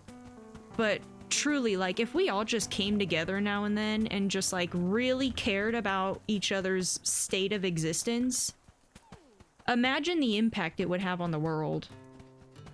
You know? Just imagine. I need a smidgen of your passion. See, that's the thing, though. I have passion about conversation topics like this, but I'm one of those people who very much struggles to physically advocate, like, and it's for a multitude of reasons. Like, I have my own disabilities that kind of hold me back from stuff, but like, I wish I was out on the front lines of some of these protests and stuff that are happening in our current world. But yeah, fear and being surrounded by people who think differently. So like, there's an element of like very few people around me would be like, yeah, go stand up for something right. Which is so sad, because when I was in Oregon, completely different. Every single person in Oregon that I was surrounded by was an advocate. Whether it was on social media, whether it was physically, where they were like out there protesting. I'm just like, it changes, especially someone who's autistic, who like, I'm very much influenced by my surroundings. That's like the whole thing about being autistic and trying to fit into society, is that you sort of end up mimicking the people around you. It's very hard to find your individuality, or at least personally speaking, it's been very difficult for me to find my own path, because I've been surrounded by people who are on completely different paths with completely different mindsets. But I can feel the shift in my brain chemistry when I am with people who feel as strongly as I do about topics. Because I go most of my life thinking, oh, it's just me. Oh, I must be losing it because it's just me. And then I go anywhere else and I'm like, holy shit, it's not just me. This is like, there are people out there who strongly believe in the same things I strongly believe in. I just happen to not be surrounded by them, which, like, I mean, it changes your whole world. It really does. Oh. But to be surrounded by advocates and just good, empathetic people really does, it shifts everything in your life. It shifts the entire frequency of your life. I wonder if there exists certain string of words that might convince us all. Ugh, maybe. I mean, we know brainwashing is real. We see it in real time every day, but it's like, it's just the power of community. It's the power of like-minded community, whether that's a positive or negative thing. Like, they call it, what, the hive mind, or the tribal mindset or whatever, which right now has so much negative connotation. But it's really like, it is powerful to find people who feel similarly to you about the world. And it shifts your ability to participate in it. And I just, yeah.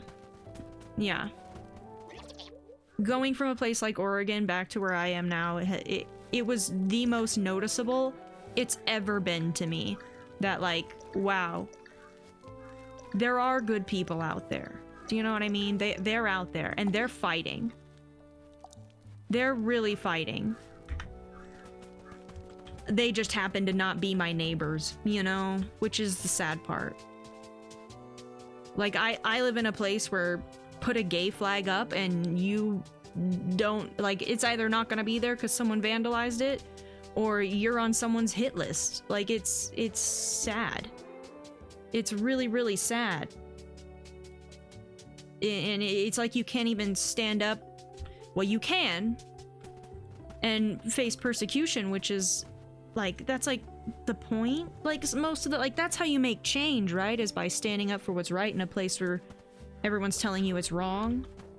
But it is scary shit, which is where, like, advocates deserve credit. Protesters deserve credit, because that is some scary shit to involve yourself in for the, like, for safety reasons and things. But without them, where would we be? We'd be lost. We'd be nothing. We'd be stuck in some of the most toxic and dangerous practices of history. Like, pretty often I wonder, am I just being insane? That's me too, yeah. Because you look around and you're like, wow, no one else is thinking the same way I am. I must be the one who's lost it. But you're not. I'm here to tell you you're not. I'm here to tell you that there's people out there, which, you know, the current American administration has proven this on the negative side of things, right? There are enough people on that train that our country is headed the direction it's headed, which is a very bad direction. A very fascist direction. But there are people who believe in that shit, and with enough people who agree and believe, they feel like they have permission to be fascists, and it's despicable. But like someone somewhere along the line made them think that it was okay because they found their community, right? And I'm here to tell you that there are people out there who know that there's good in the world, and who know how to identify it, and who respect other people and appreciate other people and stand by other people. That culture exists. Good people exist. And as someone who's surrounded by, you know, what I would say is the opposite of what I would prefer, that's what I hold on to. Oh, I don't want to do that. I want to burn it. I think that's where, like, moving to Oregon, I wouldn't trade that for the world, even though I suffered a lot of the time physically just because of pain and stuff. But it's like, I wouldn't trade that experience for the world, because I would still be in a mindset thinking, oh, no one gets me. No one understands me. But no, it's just the people I am particularly surrounded by don't, you know? It's where I am. It's frustrating, but there are people out there who are good people, who are empathetic people, and I hold on to that.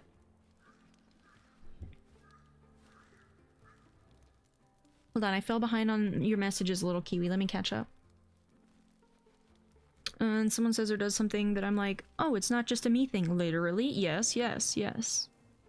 Are you actually managing to progress in Cozy Grove? No! No, I'm not, but it doesn't matter. We're pretty much done. We're gonna head to Goosebumps and do a couple hours of Goosebumps before we go to the watch party. I started stream late, so we're behind schedule. Oopsie poopsie, but we're trucking along. We've had some good conversations today. It's been nice.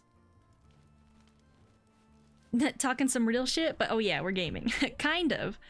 I do struggle to like do two things at once when it's something like what we're talking about. I do struggle, but I'd rather have these conversations than play Cozy Grove. You know, at the end of the day, what really matters in this world, advocating for the things that are good and right, or you know, putting those aside to play video games. I would rather, this is my only chance. This is you know, this is where I get to advocate, and I'm very much a person who wants to use my platform for good, you know, to spread actual messages that matter in the world. And I know there's a lot of people who use their platforms for evil. There's a lot of people who use them for good. There's a lot of people who just come on here to game, and that's totally okay. It's not me, though. It's not me. I would rather have an important conversation than prioritize video games. And that's the truth. When the conversation hits and you end up just walking around in the game, hey, at least I walked around. At least I walked around. But I think it's also important for me to speak up about what I care about, because I want to build a community of people, of like-minded people who feel as strongly about some of these topics as I do. I think it's really important. I think it's really, really important. Not just for me and my peace of mind, but for the other people out there who have never felt seen and who have never felt heard in their everyday existence just because of how their brain chemistry is, or what have you. Like, this is where the LGBTQIA, the neurodivergent, the disabled, this is where we come together, we speak about our experiences, our lived experiences, we spread knowledge, we spread wisdom, we spread love and hugs, and we get through all this bullshit together. That's sort of the whole point. And maybe there's a game on in the background, you know what I mean? I caught on to the vibe when I joined the Minecraft stream. Well, I hope so. I hope so. And you've seen me. I have good days and I have bad days, and that is the raw experience of someone in my position with the disabilities I have. And to mask that is not something I'm interested in anymore. I spent 25 years of my life masking to make people happy, masking to people please, all that bullshit. And I am not on this platform to continue masking. I am on this platform to be raw and share those experiences, you know what I mean? Because you never know. You never know when your story may profoundly impact someone's life. You never know. I've been in streams where I literally am weeping because I feel seen and heard, you know? Like, it's just, the impact it can have is worth it. It's worth having some tough conversations now and then. Raw, exactly. Raw. Yeah, masking is not something I'm even capable of anymore, to be honest with you. Which is why, like, I sort of had to quit my last job, because I got to the point where, and mind you, I worked at Starbucks, and good thing I quit when I did, because it got a lot worse. But it's something that I got to a point where if a customer was being a bigot, I couldn't stop myself from calling them out. Which obviously you're not allowed to do in customer service. You know, if you're in customer service, you shut up and you just, the customer is always right. Which is wrong. To be very clear, that is not a true statement, ever. If you are being harassed by an old white guy trying to sexualize you, then no, you're allowed to stand your ground. But according to customer service 101, the customer is always right. And I'm like, what a toxic thing to teach, especially young people just going into the workforce. Like, that's how you teach kids to have no boundaries. The customer, I'll always fight. Yeah, you tell him, Kiwi. Ba-ba. That's literally where I got to be. And I quit before I got fired. Because that was the next step, was get fired. I cannot function in spaces like that anymore. Unless I am in a place where I know I'm supported. And because I also worked at a store where the managers and the shift managers, no one gave a shit. No one gave a shit. No one stood up for anyone. You know what I mean? It was every man for himself. And if some weird old guy was harassing you, they weren't gonna do anything about it, you know? And it's just a disgusting limbo to live in. It made me feel so icky and so worthless at the end of every day, just like a piece of meat, not just to these customers, but to my literal managers, the people who were supposed to keep me safe. And if you read Starbucks policy, you know, that's their whole thing, is like, oh, kind, welcoming, inclusive environment. It is literally the opposite of that. It was one of the most toxic places to work. So toxic, but they paid well, and you got great benefits, which is why so many people stick with it, and I understand that. I understand why, and I don't judge those people. I just hope that they feel supported, because I know how shit it can be. I know how bad it can get with those customers taking advantage of you. Not like literally taking advantage of you, literally harassing you, literally like using abusive language and things towards you, and you are not allowed to defend yourself. Like, I've been there, I've done that, and I couldn't do it anymore, but I had a wiggle room and my own amount of privilege to where I could just quit and leave. And so many people are not in that position. So many people cannot just quit their job. You know what I mean? And they just have to suffer through it, and it's not fair.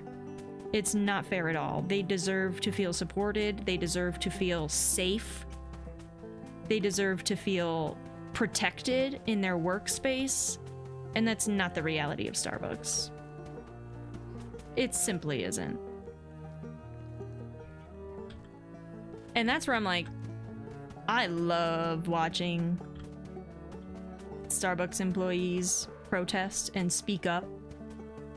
I love it. They formed a union. The union is not working. It's not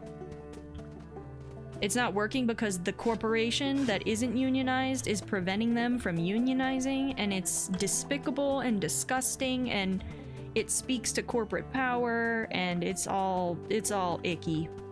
It's all icky, and I feel bad. My heart reaches out to everyone who is quite literally trapped in that company because they have no other choice. They need food on the table, and they need rent to be paid, you know? It sucks.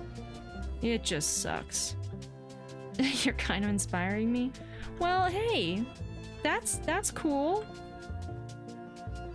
I'm just a squirrel in the world with some strong ass opinions. So that's why I'm here. I'm here to be myself, speak my mind, and maybe have an impact on one person.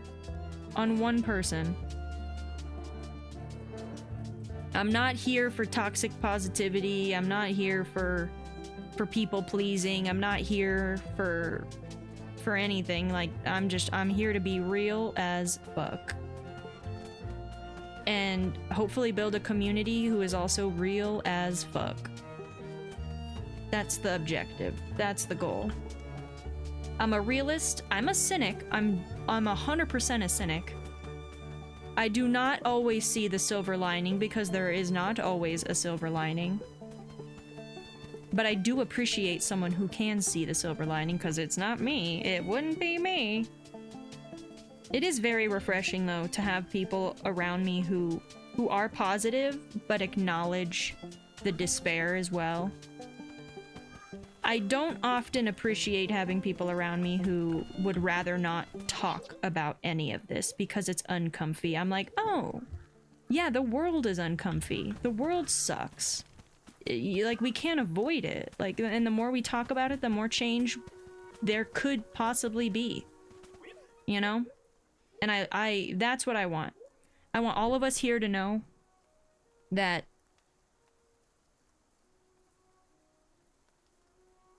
the world sucks and we're allowed to talk about it. You're allowed to be upset at the world, and I will not judge you for it.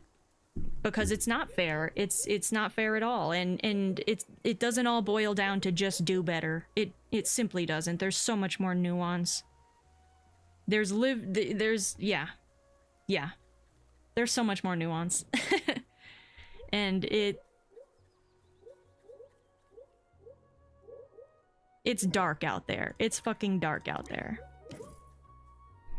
The world is a dark and scary place, and too many people have been pushed aside and left alone. Because they're different or weird or they speak up too much, or they're, you know, whatever. The world told me what I was until I was 25 years old, and now I'm finally deciding who I am.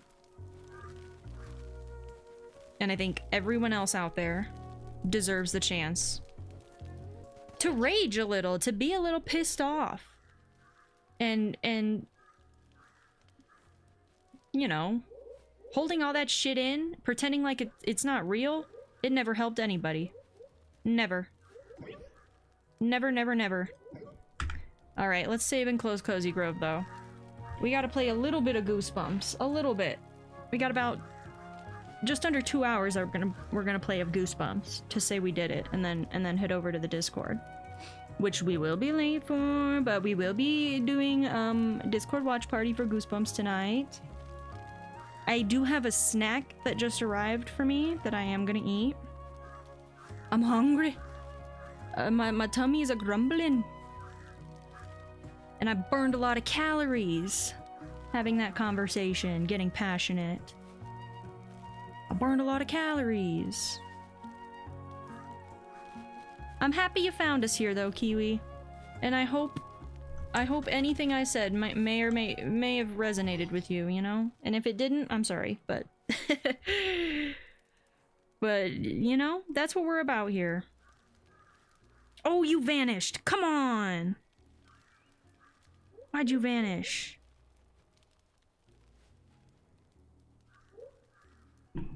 Alright, I'm gonna go get a snack.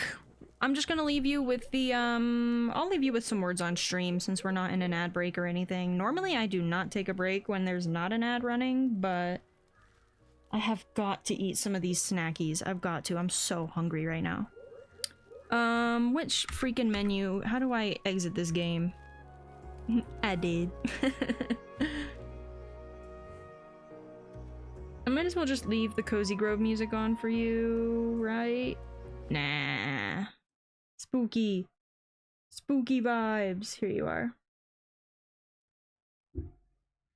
Here you are. And words on stream.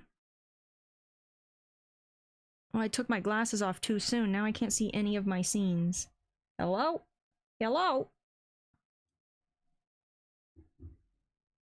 Bloop bloop bloop bloop bloop. Bleep bloop. Oh yeah.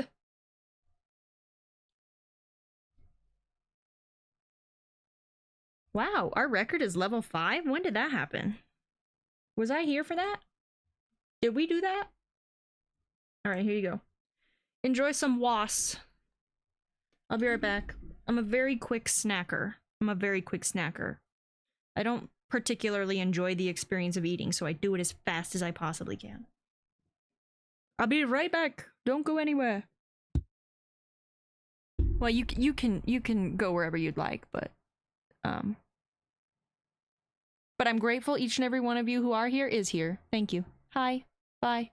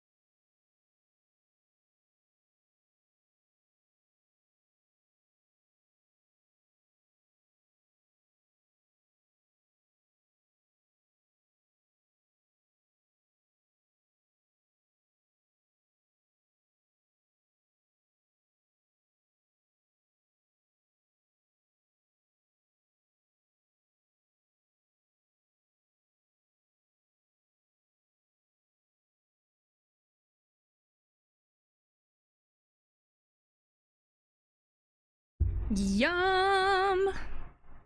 So good. Did it not auto? Oh, it is auto resetting. Okay, okay, cool, cool, cool. Well, I'm canceling that. And we're gonna play some freaking Goosebumps.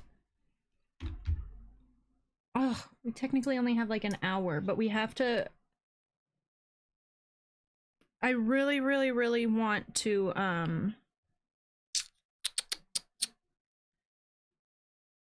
what am I trying to say? I really want to get this stream to 4 hours, because it's like kind of my thing, is that I want to really like go for at least 4 hours of stream. I'm so behind schedule. Technically, I'm 45 minutes behind schedule, but yeah. I'm quite behind schedule.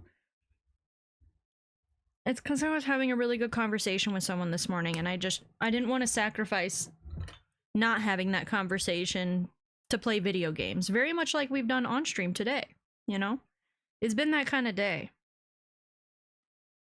But I think those conversations are far more important than video games and TV shows, you know what I mean? So, we are behind schedule, but we're gonna play a little Goosebumps. We're probably not gonna progress anywhere, much like before. I'm still shocked. I'm in shock and awe at how bad I am at this children's game. But we're gonna do it. And then we're gonna go watch some TV together in the Discord. Excuse me. Yeah, so we have about an hour and a half left of stream. And then we'll start. So we'll be about...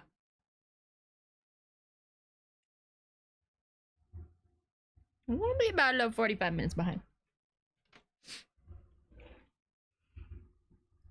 Hey, at least we're still doing it. Hey, at least I still went live. You know what I mean? Any day I still go live is an accomplishment.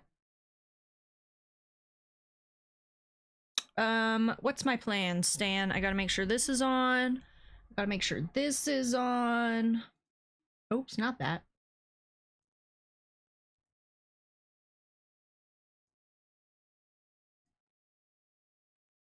Hey, that's pretty good. Yeah, that's what I'm saying.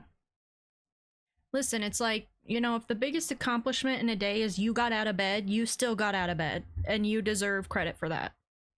You deserve a little round of applause for that. Because this life is hard. And sometimes getting out of bed is the hardest thing. And for everyone who can't get out of bed, you're still seen and you're still heard. Because yeah, this life is hard. This life sucks. Man, this life fucking sucks. Together, we've got this though, right? Right? We can do this together. We gotta lift each other up and push each other forward. Consensually. And with kindness. But also assertiveness, because we stand our boundaries.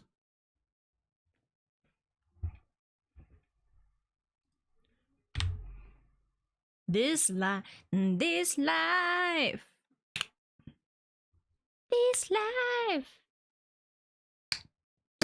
Okay.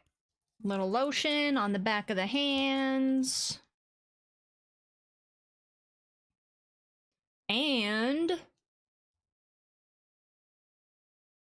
cross your fingies that this capture card is going to hold out and work with us today, because it feels like every Elgato product I own has been betraying me left and right.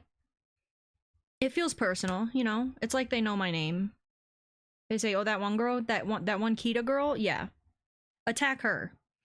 Break when she go live. When she goes live. It's personal. Let's do the thing. Fingies crossed. Yeah, glizzy. Get the glizzy twirl for good luck. Okay, I'm pretty sure I have to do this one.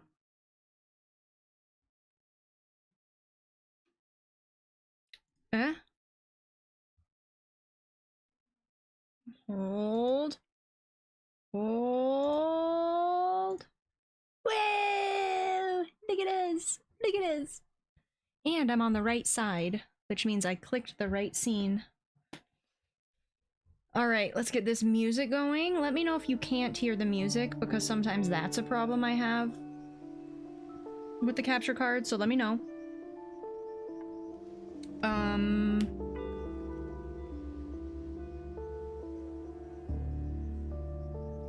And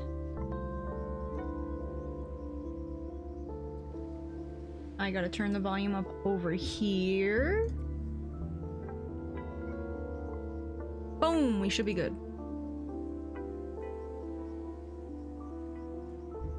Boom, bada bam, yeah?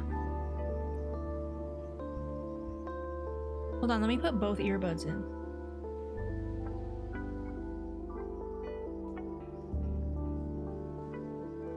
Has anyone seen a capybara in real life? Question. Oh no, not overstimuli. Yeah, take care of yourself. Take care of you first. Okay, so we're in the dark room.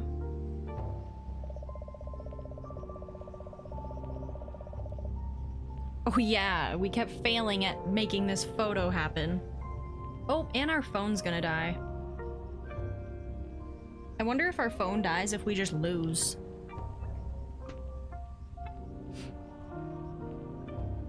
Okay, okay. Oh, I have to change the game. I didn't change the game.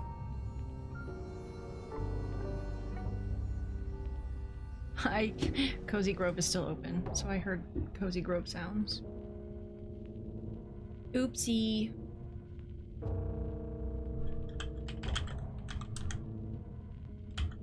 There's also so many Goosebumps games. There's so many. I kind of want to, like, maybe next October we'll get more of them and we'll just do like a game-a-thon and play all of them. A Goosebumps-a-thon.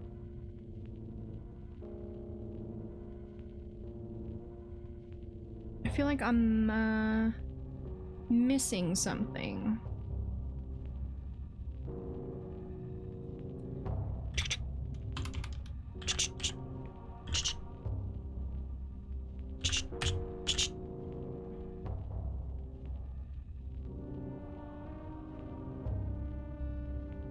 Okay, rock and roll. Let's see, we've got to figure out... I also forgot how to use all my buttons. I don't know anymore.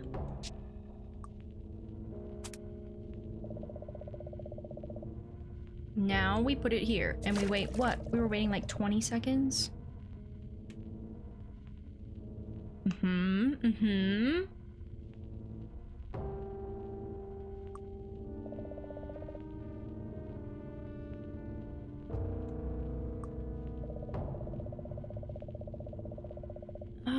They really need to give me more information. They even told me to get more information, but I'm not sure how.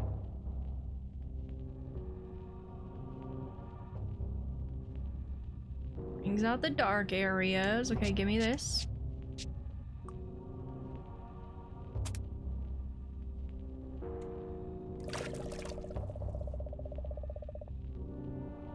Dang it. We didn't do it long enough. Ugh. Also, what is this? Let's look at this again. A photo you found, it doesn't look the least bit familiar or useful. Great. What about this? Oh, we have an ad break about to start in 3 minutes. This haunted camera exudes a mysterious aura. Its pictures might reveal things you can't see normally. Maybe...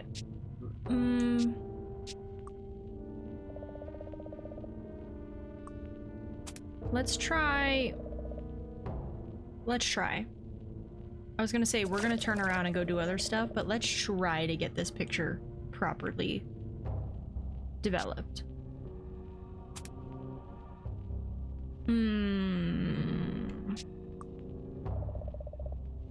Brings the class.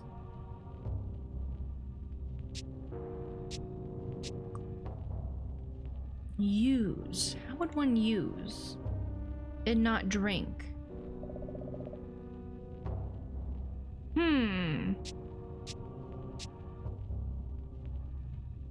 Too many of the items we've picked up are useless. Like, they actually have no purpose. Okay, let's try getting our photo.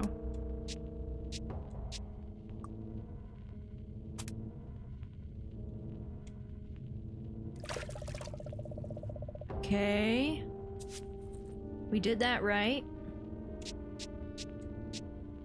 Now this prevents the... Stops the darkening, right? Do I need to, like, fill this?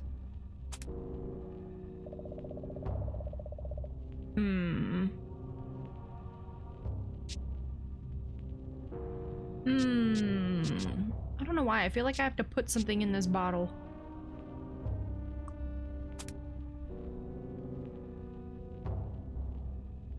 I don't want to pull it out too soon. I'm gonna regret it. Oh my gosh, though. Since, like, we did this last week where we played Goosebumps and then we watched Goosebumps. Well, I understand so many of the references in this game now. Damn! We messed it up. Okay, we're going back. We're leaving this room and we're coming back. But like the clock in the living room, I get it now. We've got the dark room. Like this clock.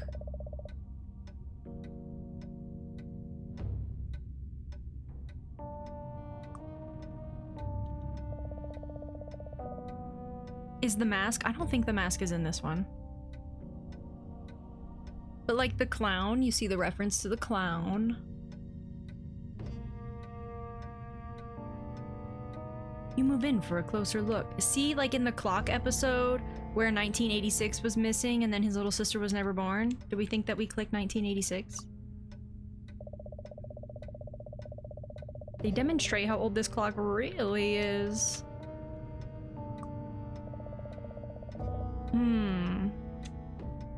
One of them has to mean something, and I bet it has to do with the kids. One of the kids said something about 35 years ago, but I don't know what that means. Like, I don't know where the starting point of 35 years ago is.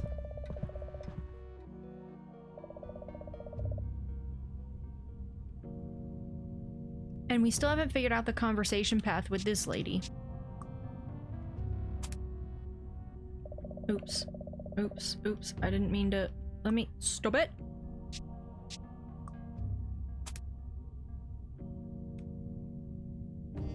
An ad break is beginning.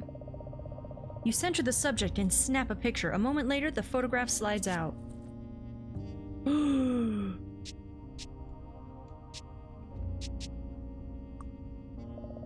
Polaroid photo of a strange woman in the dining room. She's holding a glass full of prune juice. I better not have wasted that.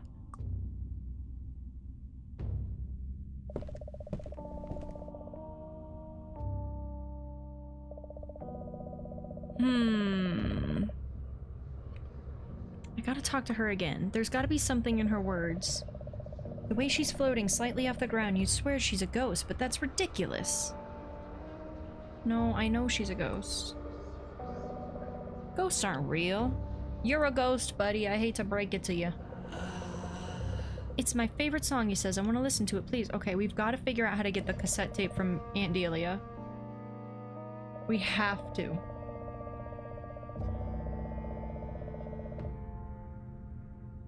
What if I...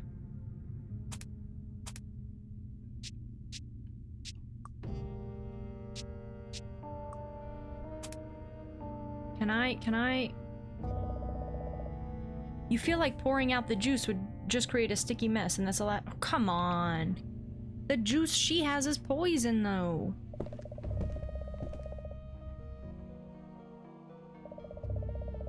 Situation resolves. You'll never get used to ghosts. Yeah. I need a clue.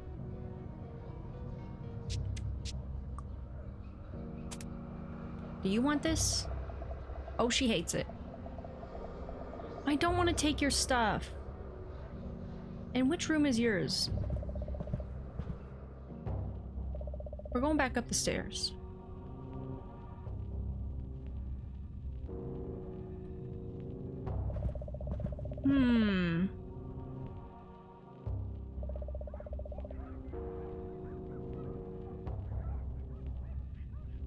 I hear... Oh, it won't let me do anything in these rooms.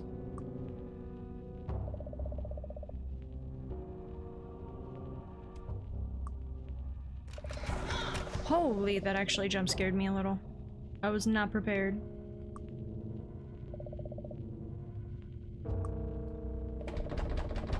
Why is everything locked all the time?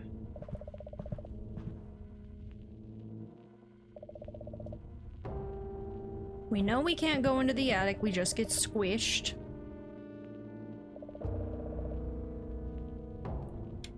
There isn't like some weird thing in the... No. I don't know how to prevent the walls from caving in on... Oh. What was that?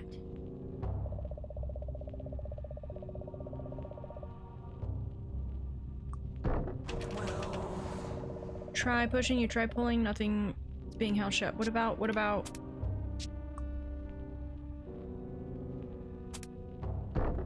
Let me in. You hold the talisman close and it vibrates a little. That's a neat trick. Oh, it didn't do anything though. It did literally nothing.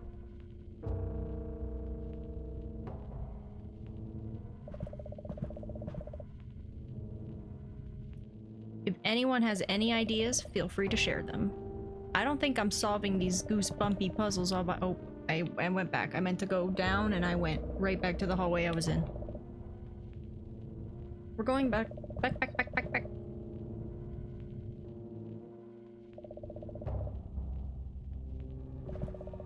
No spoilers, but if you have any ideas, I'd love to hear them.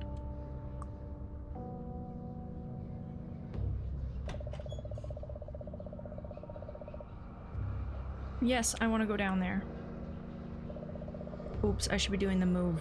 The move. There we go.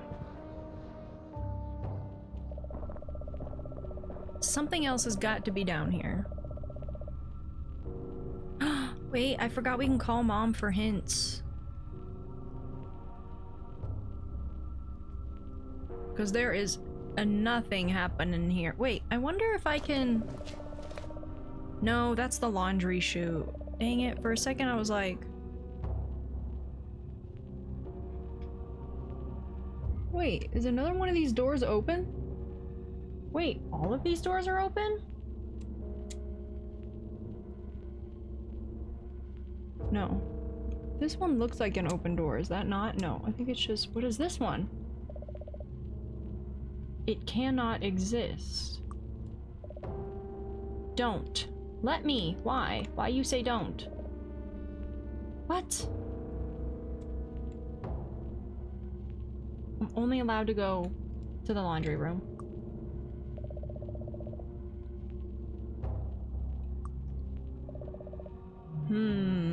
Oh, that's just back to the basement. I do think this is a fun way to fast travel, though. This is a fun concept.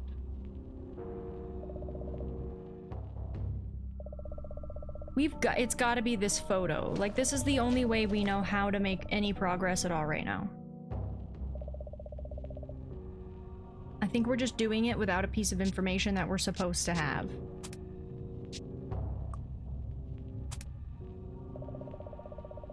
You clang the tongs together in the air. Clack, clack, clack. Oh, it won't let me use the tongs on that photo. Interesting. Only on this. Okay. We have to have patience. I think it's 30 seconds in each. And I'm getting a timer out.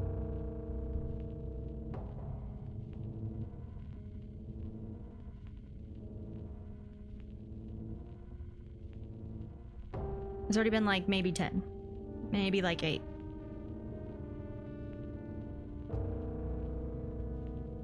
There's gotta be more. We're missing something. It's the queen, which is the most versatile piece in the game. I know nothing about chess. Okay, well that was like the fastest 30 seconds of my life.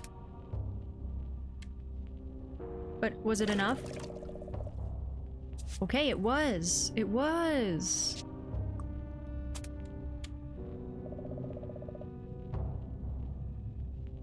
Now let's put it in here.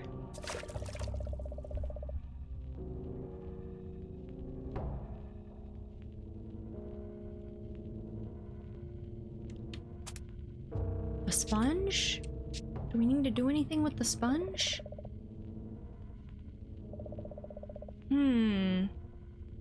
Something isn't right, you're sure of it.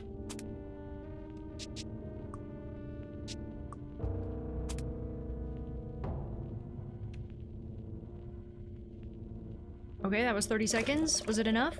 No. So 30 seconds is enough for the first one, but it has to be longer for the second one.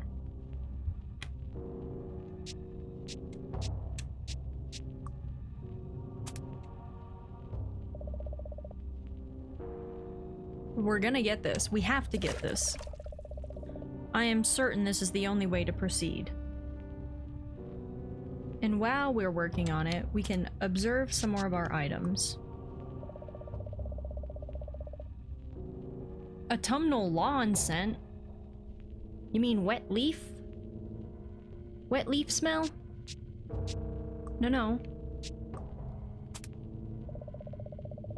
Ugh. We can't use our coupons here. Okay, that was 30 seconds.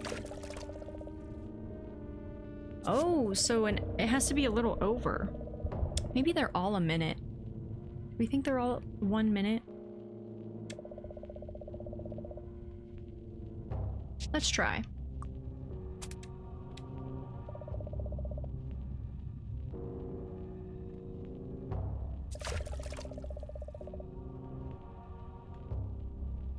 What else can I observe?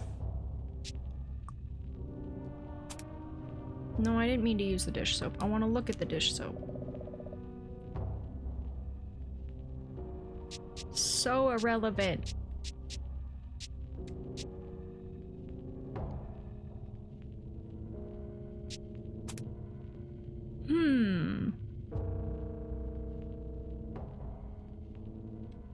Uh-oh. Our phone is dying even more. I have a feeling that when our phone dies, it's game over. I have a small feeling.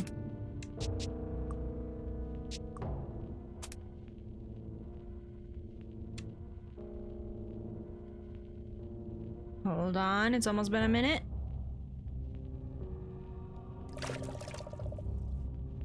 Okay, I think a minute is a safer bet.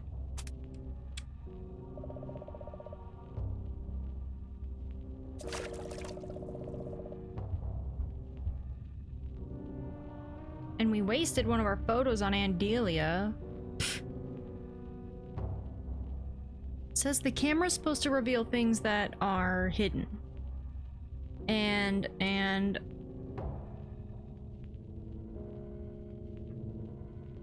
I fear we shouldn't have wasted one on Andelia. She's not very hidden.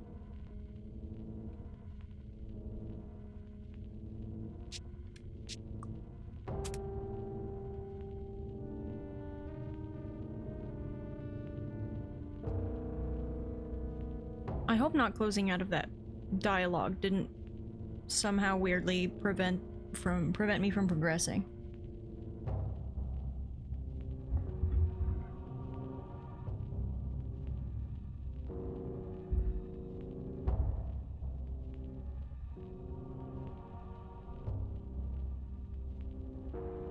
Oh, 1 minute.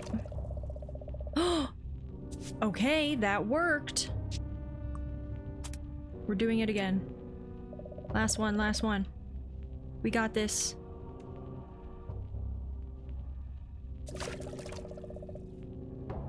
The fixer. Surely we can solve this.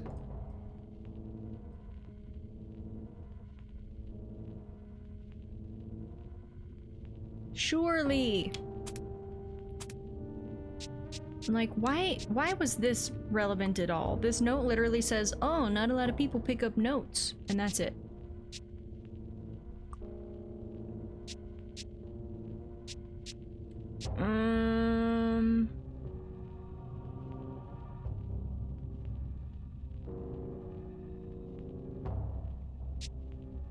I seriously can't imagine a good use for any of this other stuff. Like, maybe all the toys or the little girls, but I'm pretty sure we tried giving them to her and she got even more mad at us. She does not like us very much. It's been a minute! I have a legitimate photograph! I have a legitimate photograph!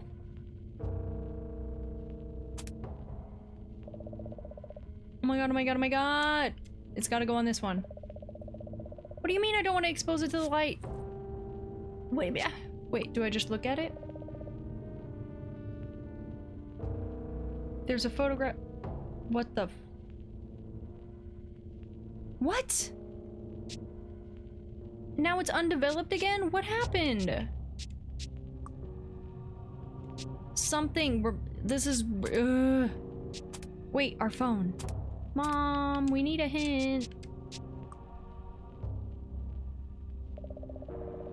Oh no. Oh, the battery's dead. Of course, right when we needed it. What am I supposed to do? How do I find a way to charge it? Oh, we're so bad at this game. What do I do?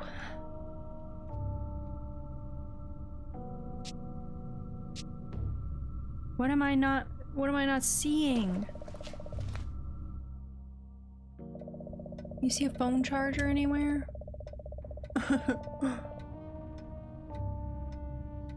Also, this looks like a smartphone, and we're definitely in the 90s, so I don't understand. Now, wait a second.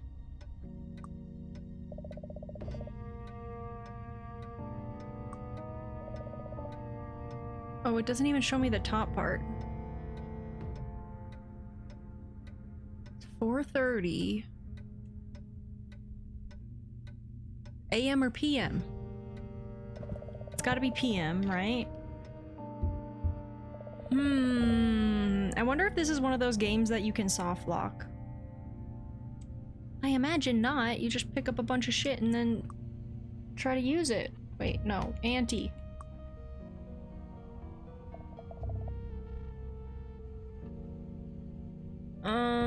I gotta remember the dialogue to get us to the...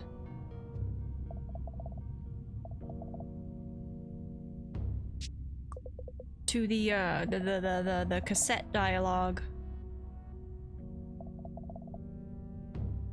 I think?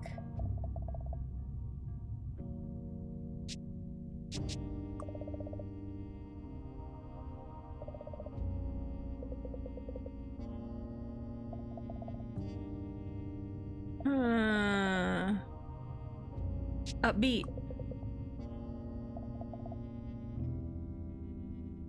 Funky.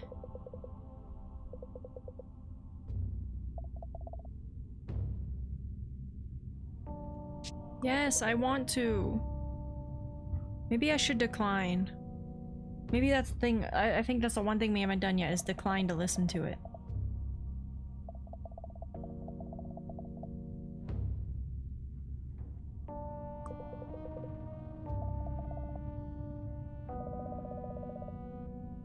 Why?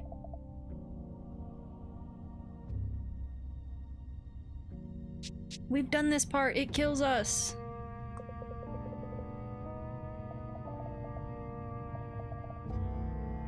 Come on. Can I just hit the lady in the head with this plate?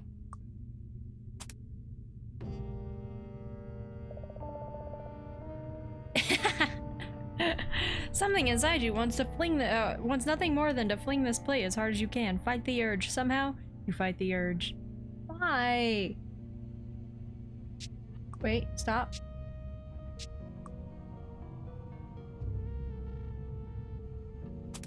don't know. Do we just try to give her everything? No, that's right. She just grins politely. Erg. Why is this game impossible for me? And our phone's dead.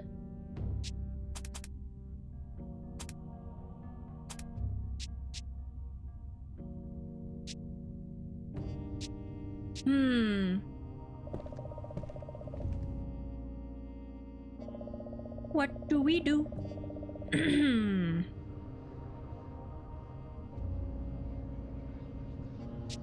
y'all know where I can charge my phone?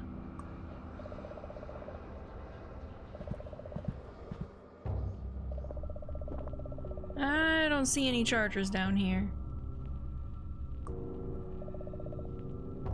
You remember putting on plastic muscles more closely resemble your favorite video game? Come on now. It looks like a large picture frame for hanging portraits. There's no picture though. Oh, take? Why?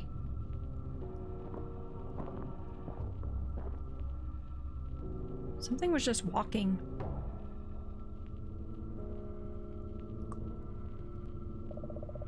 Oh, I can take the hanger now? More things I probably don't know. Oh, can I use the hanger to pick a lock? Let's try.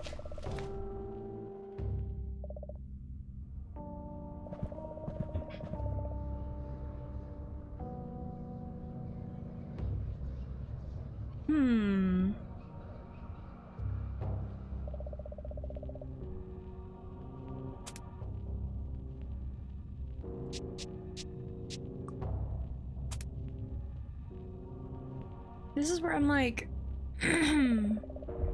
sorry. Is watching Goosebumps gonna help me solve these puzzles? Maybe. Maybe.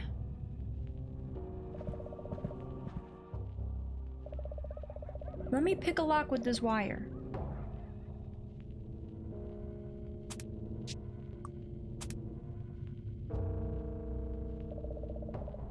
Oh my.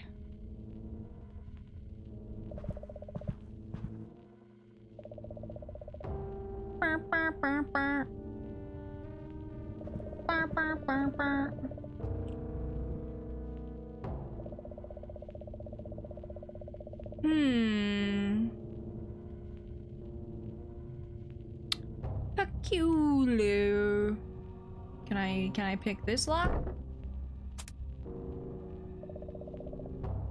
It's not about hanging it, it's about using my resources for other things.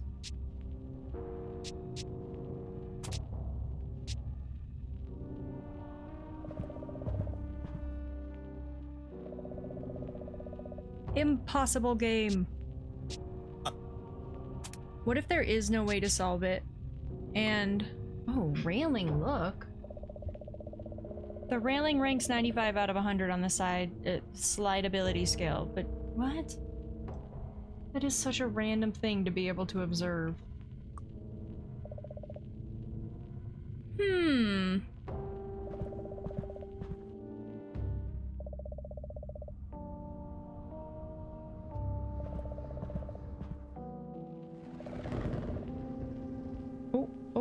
Oh, it's a stormy night now.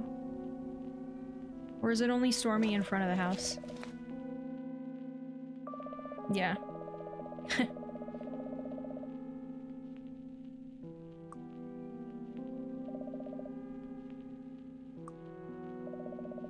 Come on, let me open other people's mail.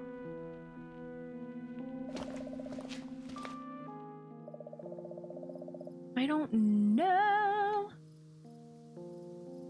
And we have a frame, we have tongs, we have photos, we have a lot of photos actually. We have a step stool. I don't recall seeing anything chest related. Like, I don't know about this queen. Maybe we give the queen... I don't know. This is a long shot, but...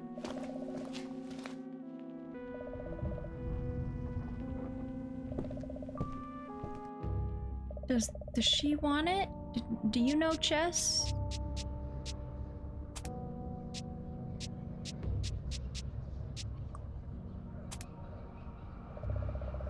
Chess, you shout, waving the piece around. This is evidently not how chess is played. Oh. The frick?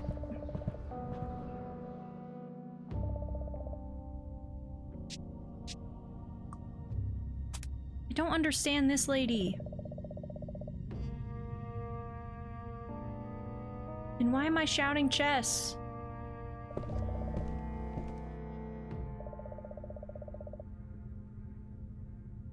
And something sparkling in here. It's gotta be a key.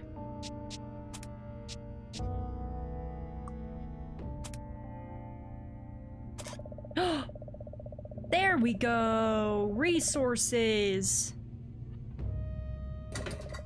You thread your new hook. The disposal drain easily remove the object and it's a key! Does it tell me which one? The study! Sick! Progress! Progress! Progress! Hopefully we didn't waste that picture on Andelia.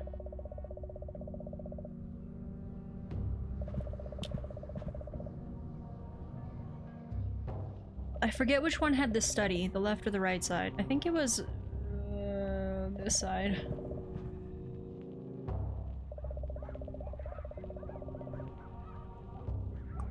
Also sounds like a bunch of dogs or something.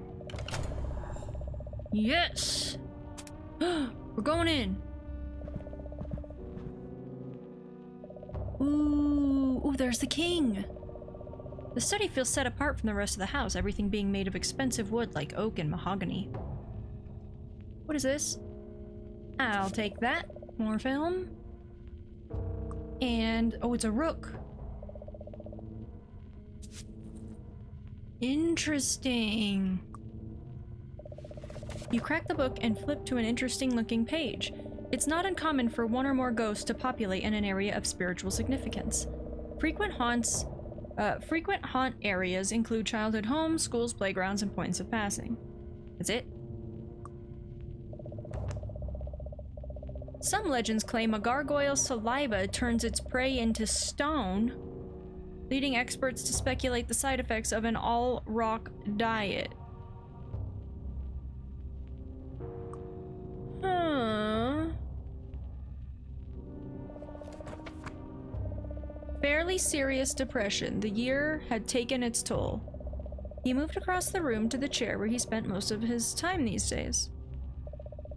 Sitting, he stared ahead at the same view he saw every day. This was his reality now. Room, chair, view. He chanced to look at his watch. 3:30 p.m., February 29th, 2004. That year, this year, 2004. He wondered if he could only remove this year from the calendar like it never existed. Would things be different? Oh, we gotta go to the clock. We gotta go to the clock. 2004, 2004, 2004. Noted. And can I take any of these or do they stay? It looks like they stay. Order of operations. First, place batteries into the back of the player. Second, open the cassette door. Place the cassette inside until it clicks. Take care that the top of the cassette is facing down. Close the cassette door, press play, and begin listening to music. Is that supposed to be helpful? A framed motivational poster. Your dad's nuts about these things. The piano is a sturdy and finely polished antique. A small plaque indicates it was manufactured by Shriek and Toggles. You take the time to sit down and play your celebrated rendition of Chopsticks. That's from the piano episode, where they want your hands. Hands. Hands. What about the computer? Serviceable, it's utterly outdated personal computer. You can use this access to the internet or maybe acknowledge a database on CD-ROM.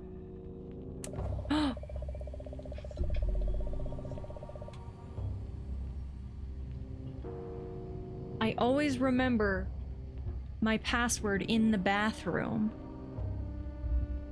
But we don't know where the bathroom is.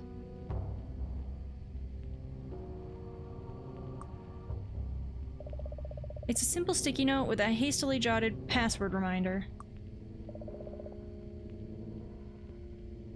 Ooh.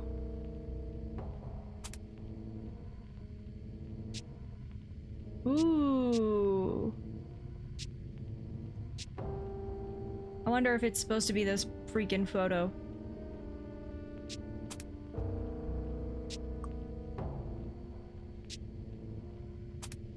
Because what's supposed to be the bathroom is actually the photo room. Huh.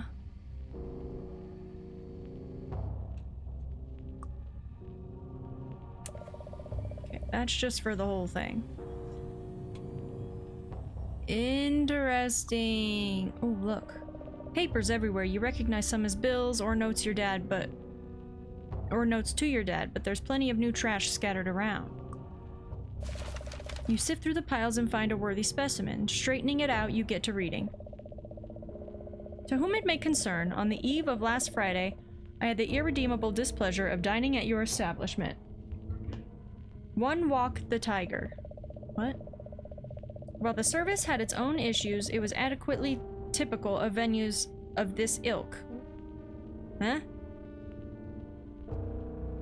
What is ilk? Are these real words? So I would not... Wait. What? Troubling quality of your food. I ordered the melange chicken, which was my go-to item, and while the dish was for the most part pleasantly uneventful, the penultimate piece of fried fowl was quite curious. I suppose there's no delicate way to put this, so I'll be blunt. It was shaped like a giraffe. I was so tickled by this occurrence that I waited an embarrassingly long time before I devoured it. I then left in my car. I wasn't halfway home before I should startle awake in the back seat. But my grandfather. It seems I'd forgotten entirely that he wanted to accompany me to dinner. We'd been planning for weeks. And believe you and me, he is just the type of person to be assumed by the giraffe-shaped chicken. In closing, I would like to ask if the peculiar chicken is an intended element of the dish, as I'd never noticed it prior. If this is intentional, consider this a formal request to have giraffe chicken lined up for next Thursday. We'll be returning when my grandfather and our plan at the time is... with my grandfather and our plan at the time is for him to join me in the restaurant. Given your role in the aforementioned mix-up, I believe this is to be a reasonable concession. Thank you for your understanding, Theodore M. Ingram. That feels like a riddle I can't solve. Your dad likes to tell the story about when your family first moved in, and it always seemed incredibly hot in this room. After 2 years, he finally realized that the fan was set to reverse, so instead of cool air, it was blowing hot air. That's just the type of guy our dad is. That's true. Did you know there's a switch on all your fans that can reverse the direction of air it blows? That's a fact, and not a lot of people know that.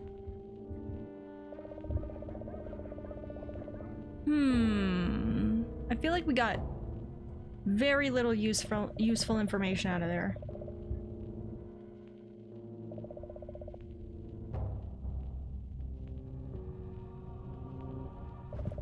Interesting.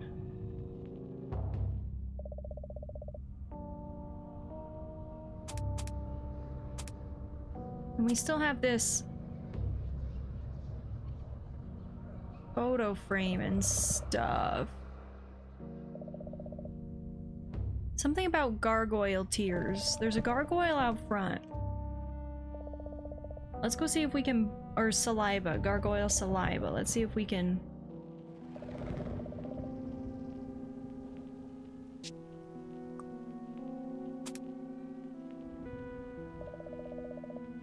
Come on! I'm trying to obtain gargoyle saliva. Let me.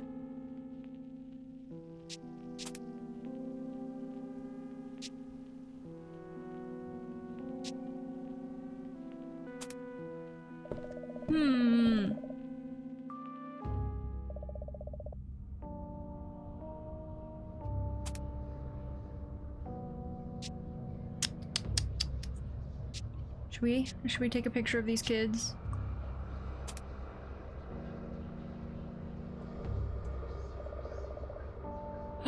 Okay, so it does tell you what's worth film and what isn't. So there must be a purpose to getting a photo of our terrifying auntie. Can I show her the photo?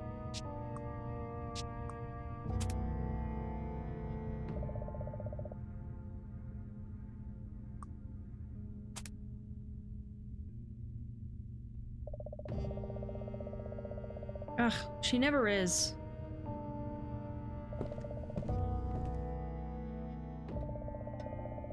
Okay, let's see if we can get rid of 2004.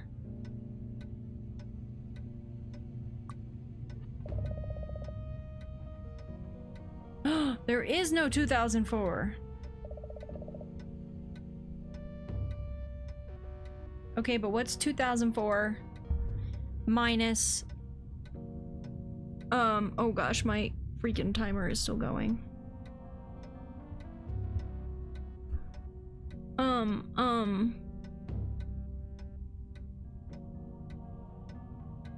Stop, why are all these timers going? Stop!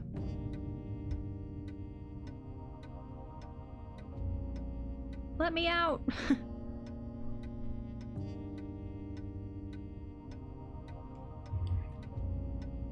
The little girl was like 35. I'm pretty sure she said 35 years ago. So what would that be? 79?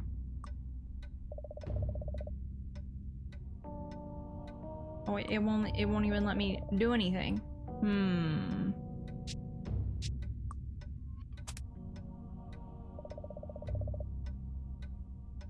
What does it mean? What does it mean? Okay, we've successfully solved one of these puzzles.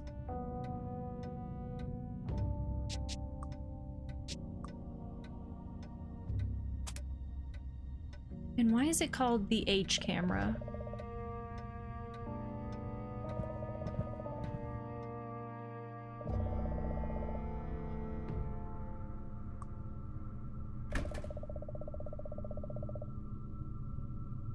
Can we put anything in the dryer?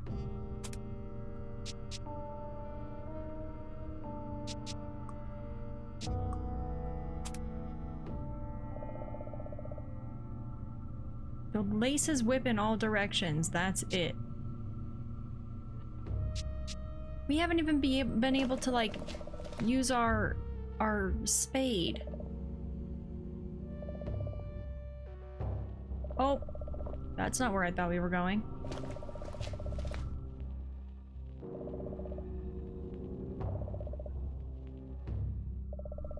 I want to go outside.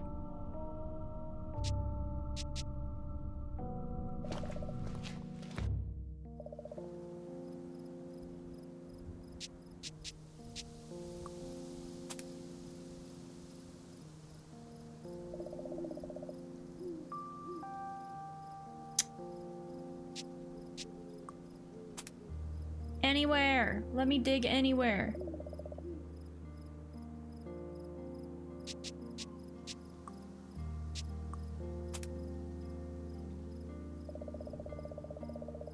Come on.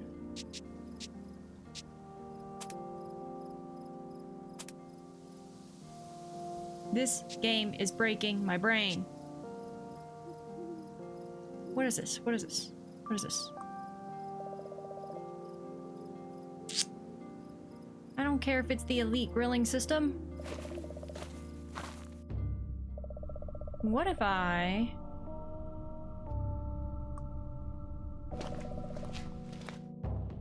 What if I do something with this photo?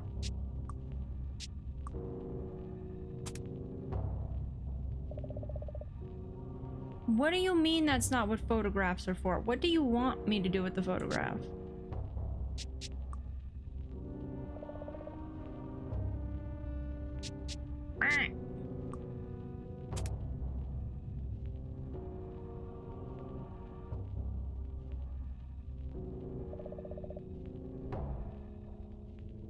I'm gonna scream.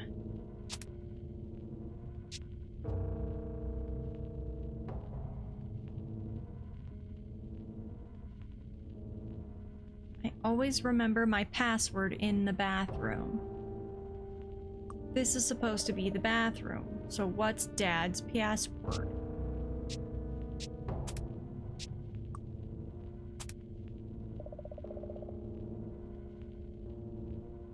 I don't want to do this again.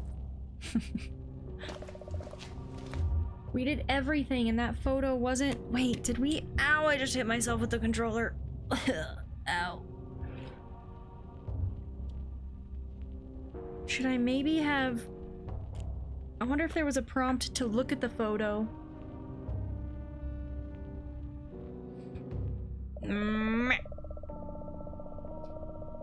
Kiwi, any ideas?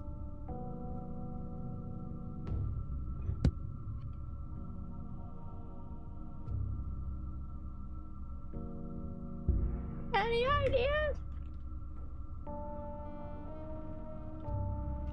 Should we try making the photo again? Also, if this is a dark room, why are we concerned with it being exposed to light? Isn't that kind of the whole point of once you're done with the developing process, you can hang it up because you don't have to... Or does it have to be in my pocket for another minute? Or what? What is happening here?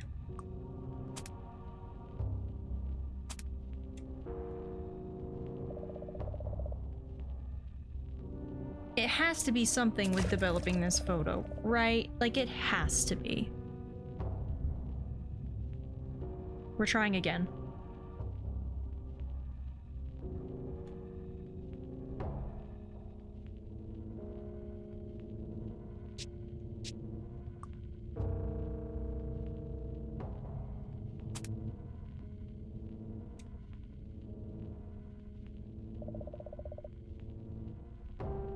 I have no idea what it wants me to do with... Ugh! A little yawn. With this Aunt Dahlia photo. I have no idea.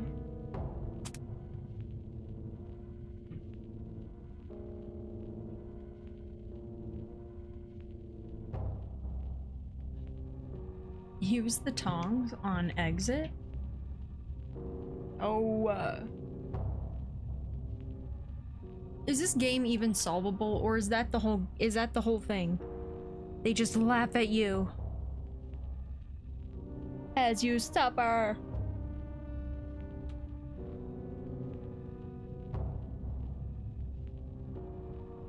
I'm not sure what else I can take photos of, but we should probably try to take photos of something.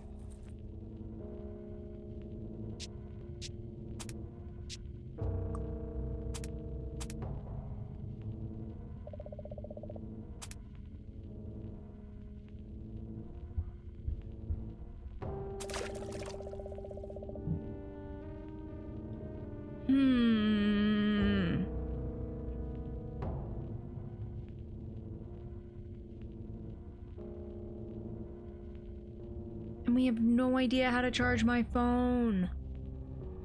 We have no idea.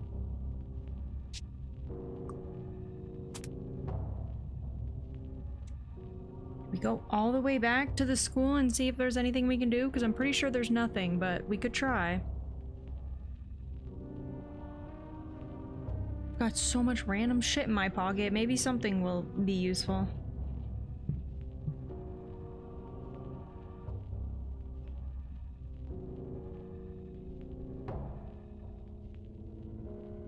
Thirsty, I'm thirsty.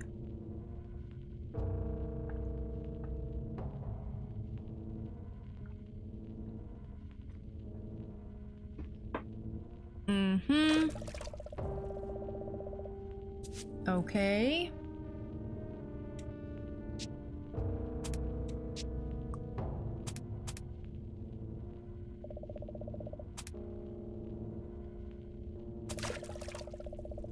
Yes.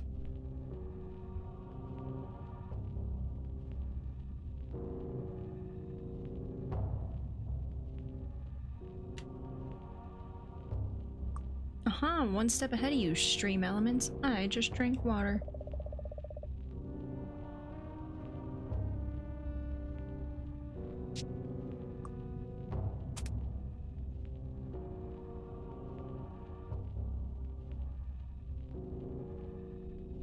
We just...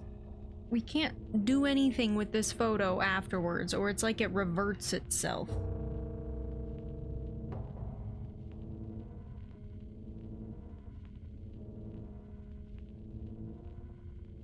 So confusing.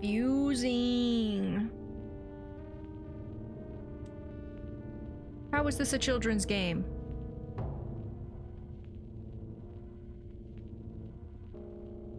Honestly, I think kids are better at video games anyway.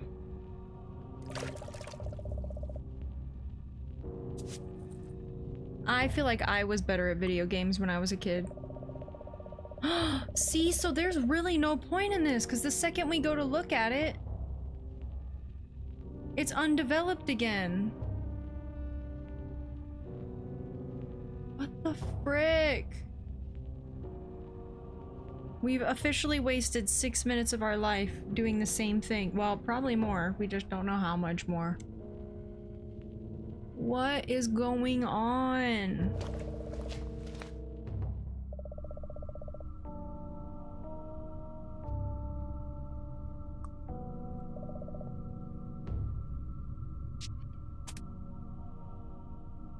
This is wild. Dang it, I went the wrong way again. Honestly, it's probably about the same distance to the front door if I go this way. Maybe like one extra step.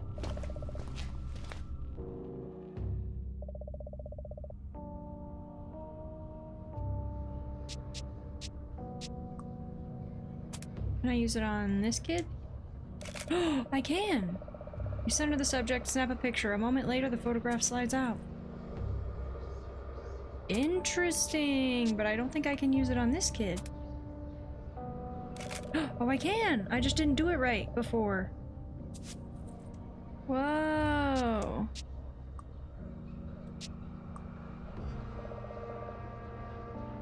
He's listening to a portable cassette player. Yes, I know.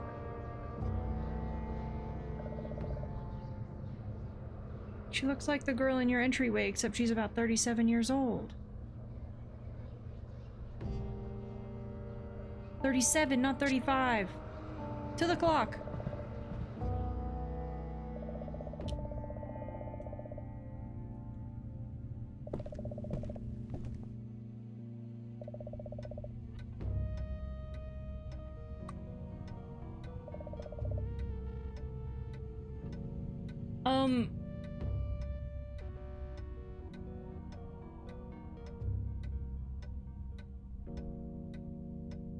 Oh, does this clock even go back as far as we need it to? It doesn't. How the heck?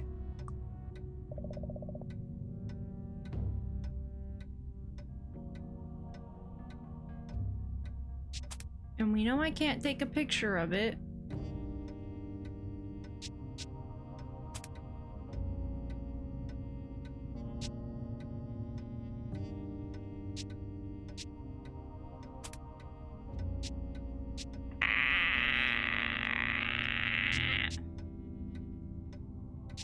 All this useless junk in my pocket.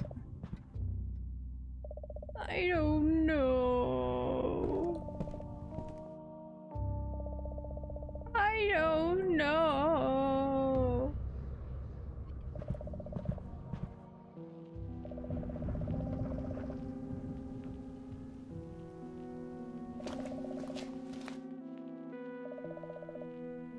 We're going back to the school.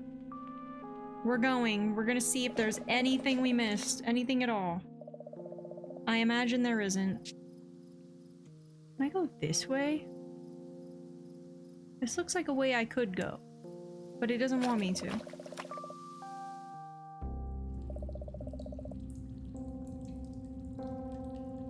What about this?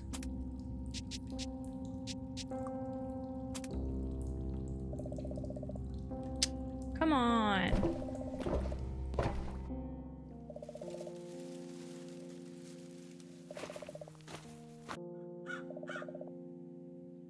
You see something shining here too? Sparkle, sparkle, shine, shine.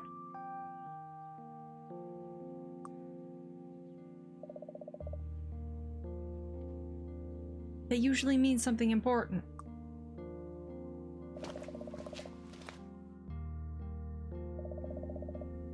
Did we miss anything in here? Probably.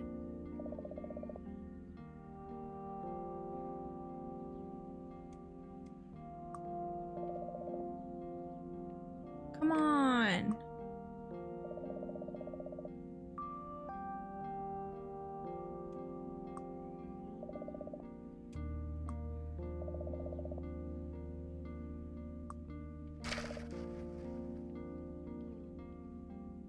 Yeah, we knew that though. Oh, I took a book.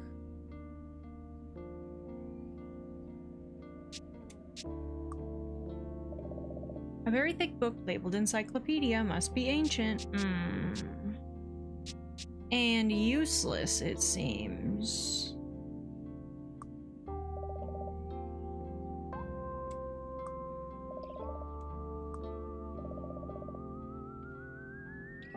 Let me open them.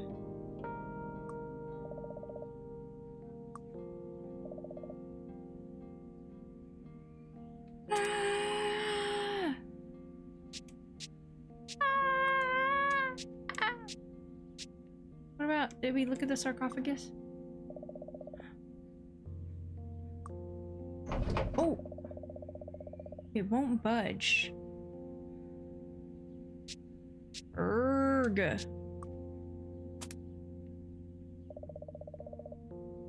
Come on.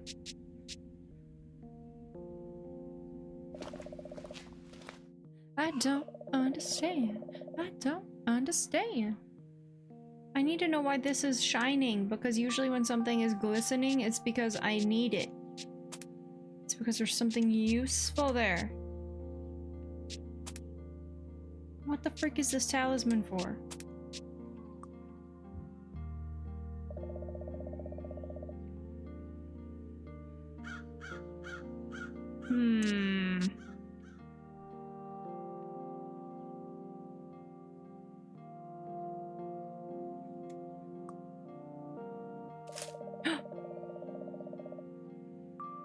Whoa! How did I not do that before? Smells like cherry soda.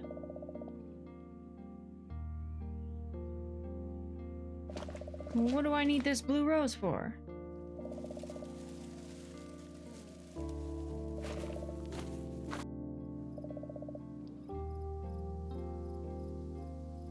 Oh yeah, how do I... Oh, I can't get to the map. Is the scary thing still here? Yes. What if I give him a rose? What if I give him the photo of my Aunt Delia? Will he attack her? Here! Dang it! Come on! I thought we could be friends.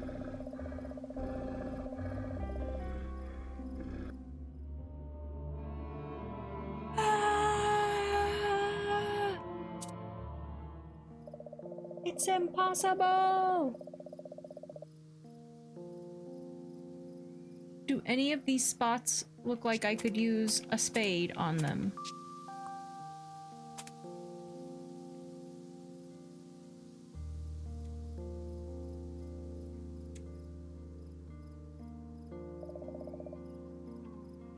No. What about this?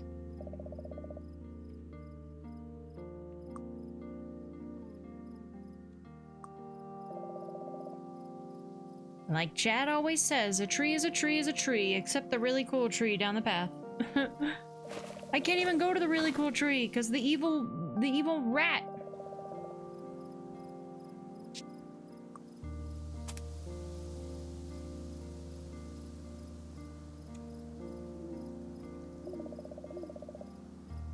What's this spade for?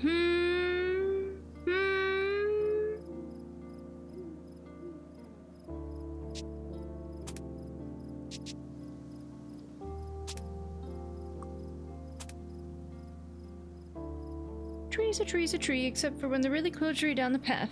I always say. Just like Pops always says. The very common phrase, of course. A tree is a tree is a tree.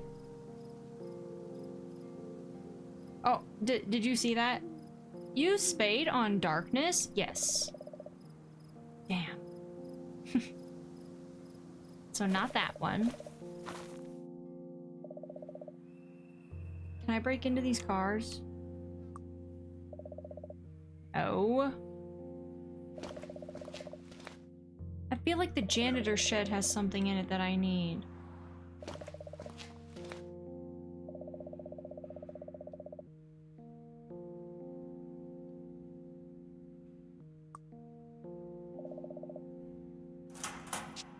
Do I have a phone charger in here? Is that a battery? What is that? No. Stickers, books. Oh, take. You heft a few books out of the locker, but realize how much space they take up in your bag. I feel like you might need that bag space and just put the books back where you got them. Well, how is that useful? Aw, man, headphones dying. That sucks. I'll tell you what, we ain't wrapping this up. And that's not a choice. That is a forced... Oh, it's a different time here. It's only... Wow, we've time traveled. Oh, there's a note on this door. Oh, I can't even go. I can't even get the note. Kiwi, I fear we'll never solve this puzzle. I don't think there's an end to this game. I think it's a torture loop. Just like what the ghosts are trapped in. I too am trapped. I am trapped in the Goosebumps torture loop.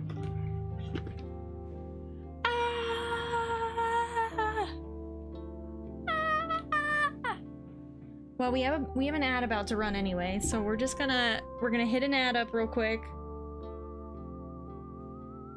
We're gonna replenish our water because I've been drinking it. And I don't know what we're gonna do about this game. We've made one puzzling progress. One.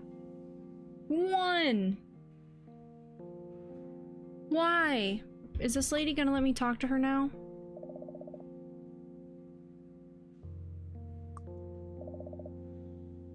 No, it's not. I want to know.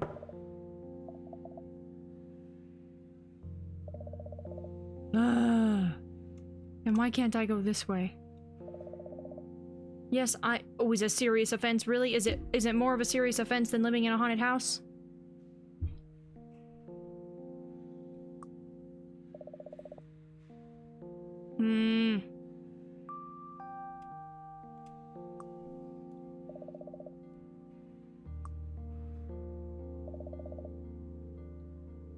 Do we think my locker key would work on my bedroom door? Maybe we should check. Let's run this ad real quick, and we'll be right back. Don't go anywhere.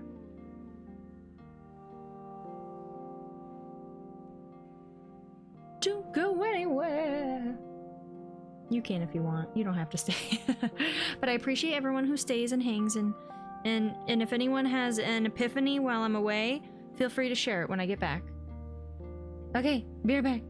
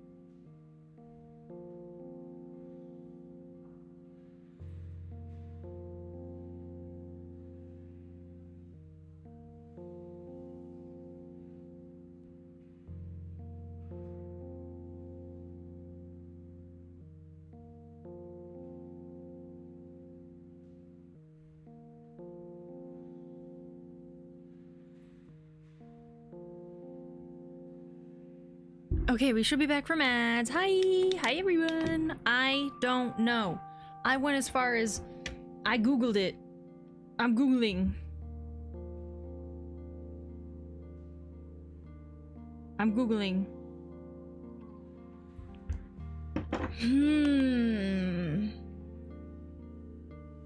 I got one hint that we're gonna test, and it has to do with Aunt Delia. But I don't know.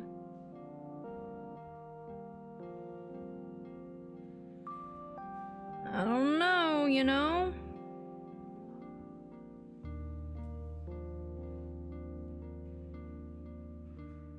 Let's see.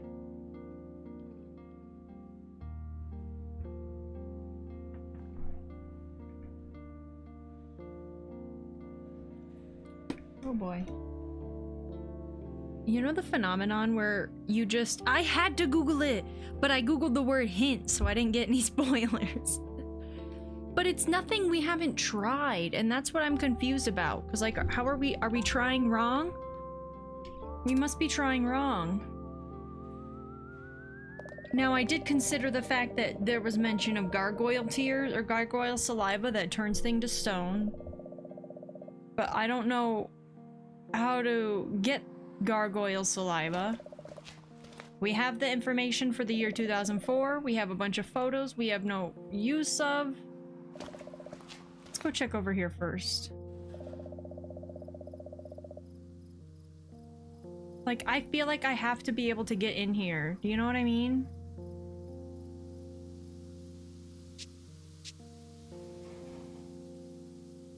But I don't know if I can.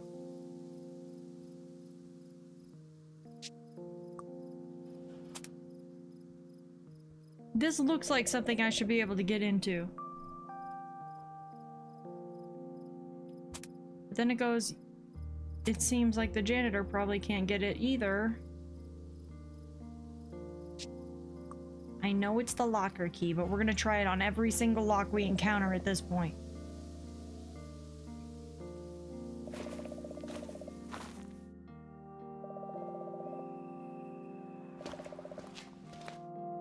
The way you can just hear, like, children screaming in the background is terrifying.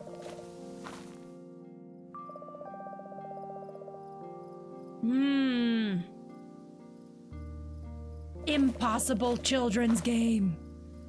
Impossible!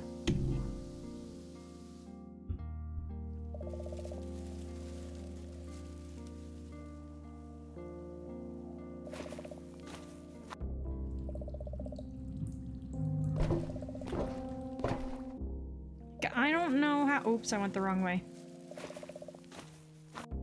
And our map is gone. Our mom and brother are inaccessible now. We have no idea how to charge our phone.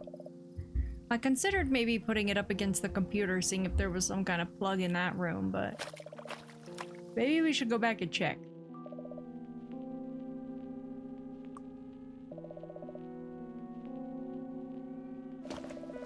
Because we've got gargoyles here. Now, how do we get their saliva? Their saliva turns people to stone. And I want to turn this Aunt Delia to stone. And I want my freaking cassette. And then I can give the cassette to the little boy. And then this girl's 37 years old. And then there's the year 2004 upstairs. And then there's the clock with all the dates, but that doesn't go back to 37 years before then.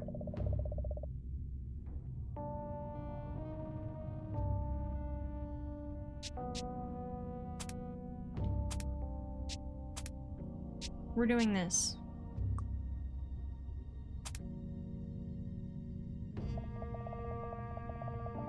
Her gnarled elderly wrist grips yours with inhuman strength. Not so fast, Kibo. She shoves you back to your seat.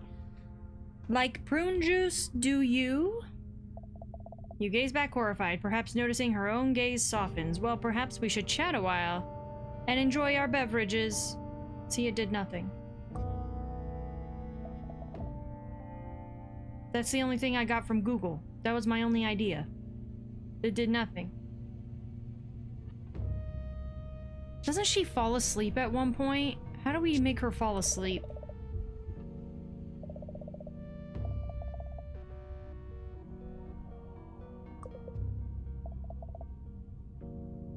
Sit down and have some prune juice your loving aunt saved for you. Decline. Okay. Give details. There's a lot going on. This is gonna take a while.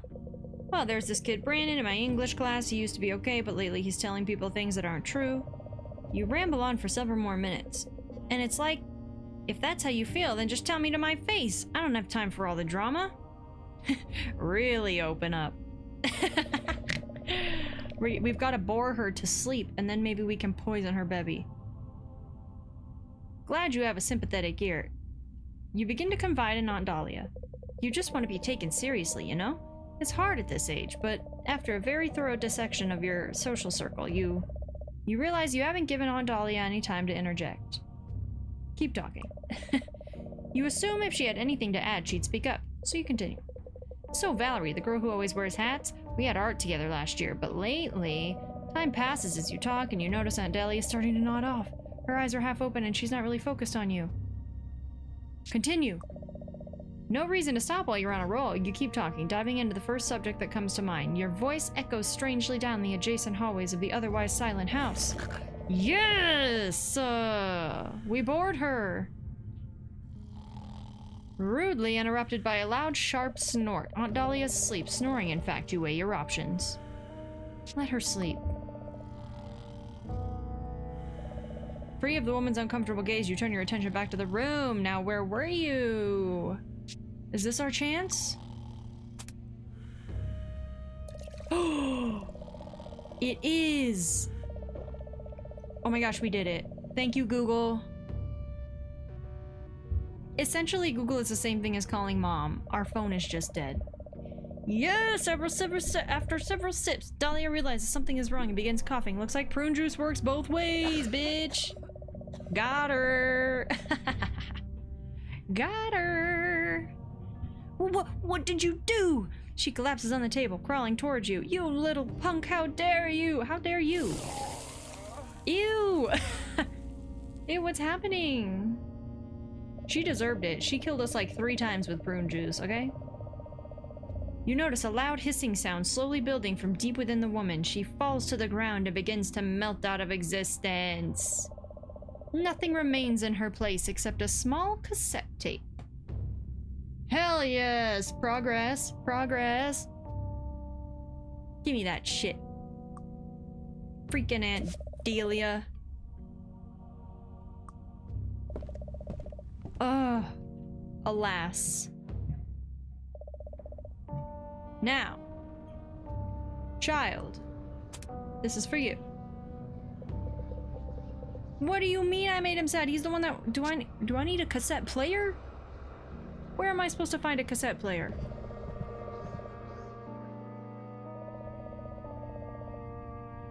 The dining room feels empty without Aunt Dahlia in it. Like the house gaping maw, eager to swallow you whole. I don't know, I kind of like it. Is there a cassette player in here? Or maybe it was upstairs and I didn't notice. Ooh, you start messing with the cassette. After a few minutes, you notice the black tape inside is starting to unspool. What now? Is it ruined? You scramble around looking for a solution, but nothing presents itself. Out of options, you stick your pinky finger into the spokes and turn. Well, yeah. The plastic teeth bite into your skin. It really hurts. Fortunately, your idea works, and the black tape gradually pulls back into place. You have no idea if it will still play, but at least nobody will know what you did. It'll be fine. Test? You push and pull several books to check for secret passages. What about this book? What if I add a book? Will it open a secret passage?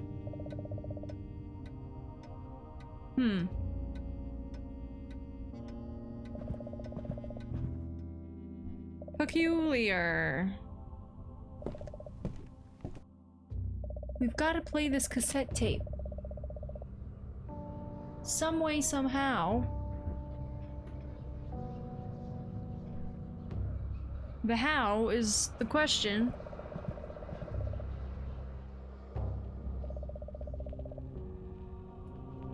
Wait. Yeah, this way.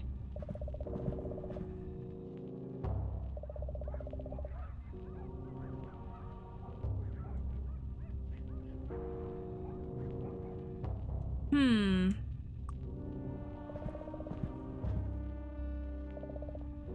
Cassette player, cassette player. On computer. On manual. On bookshelf. Wait. Testing for a solid foothold, you begin your ascent. You turn back, however, when the fan nearly removes your head. Why would we climb the bookshelf? That's a strange prompt. Is this a readable book too, and I didn't notice? Oh, it is! You crack the book, flip to the first page, it catches your eye. Another long-standing myth is the mirror demon. This can be found across many cultures. In the most interesting versions, the creature cannot leave its mirrored prison. It is actually attacking its victim's image in said mirror. Oh! Fascinating! I don't think we've come across a single mirror.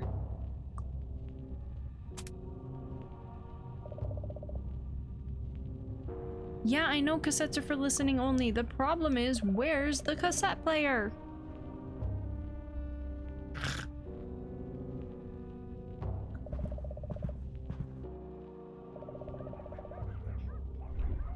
I can't tell what's down this hallway.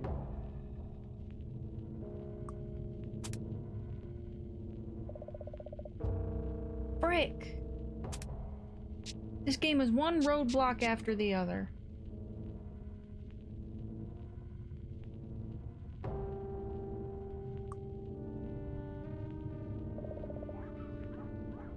Why can't I go in my room? No.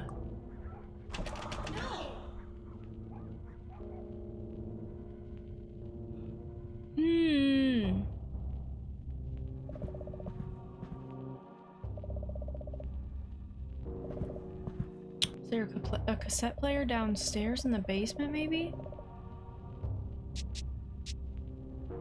And where was this again? Big door.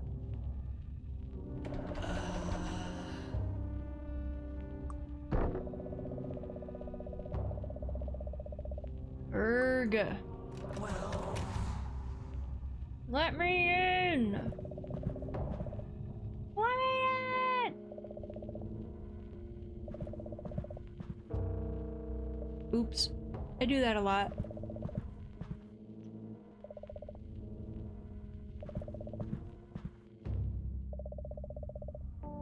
"37 years, 37 years, 37 years. Do I maybe show her the photo of her? She'll probably just yell at us. No!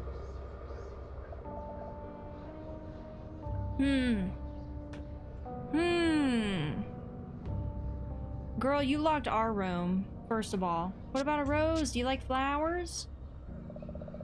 Perfectly normal rose, other than the fact that its petals are deep blue.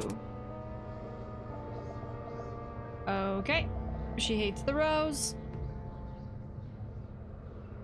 What do these people want from me?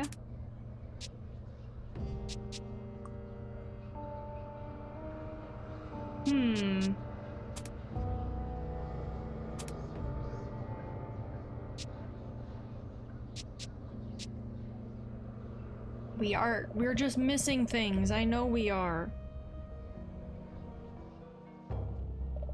Is there a cassette player in here?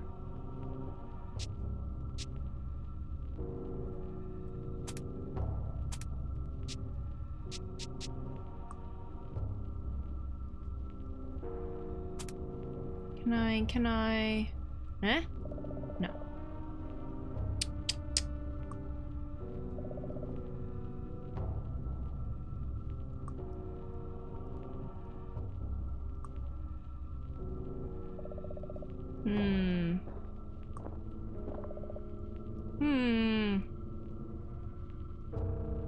Anything. Ooh, vice grip. Oh wait, that's what we used to open the wall.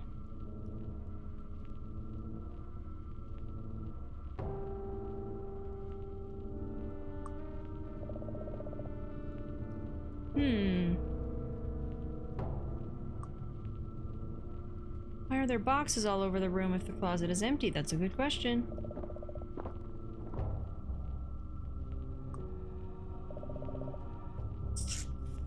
No, let me open the box. Surely there's something useful. Dang it. I need the cassette player.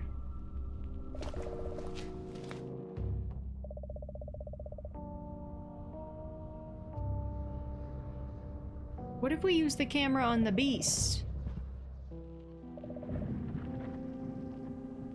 It's probably gonna kill us again, isn't it?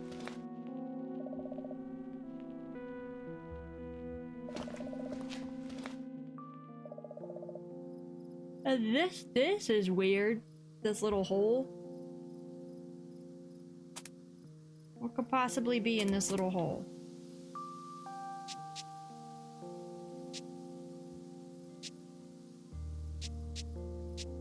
I already tried to use the sponge on it.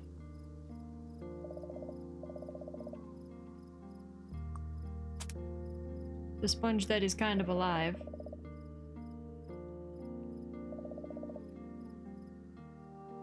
You win this time, sponge.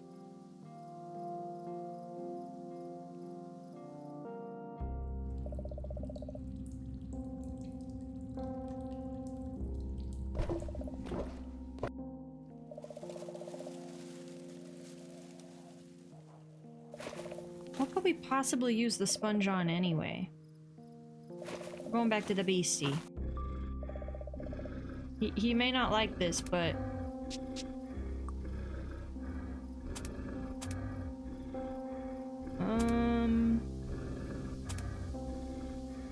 Eh?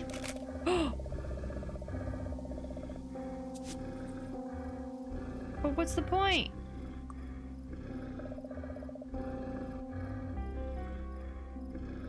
I feel like I need more information from the show.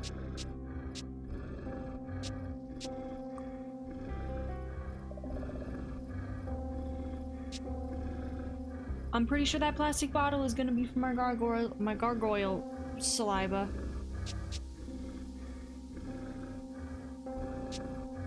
Wait, he isn't a gargoyle, is he? Because he looks like a big rat.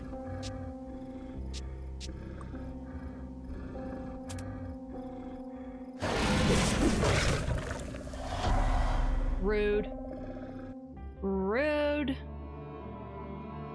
My goodness.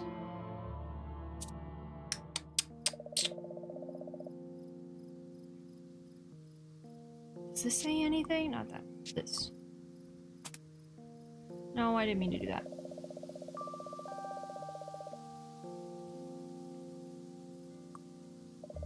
A large picture frame for hanging portraits. There's no picture currently. Do I have to put a picture in it?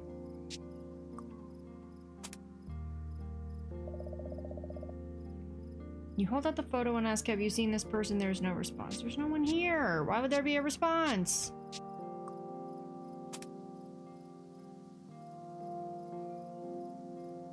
Wait, should I maybe go ask the kids, or are they just gonna get mad? The kids are the only beings in this whole universe.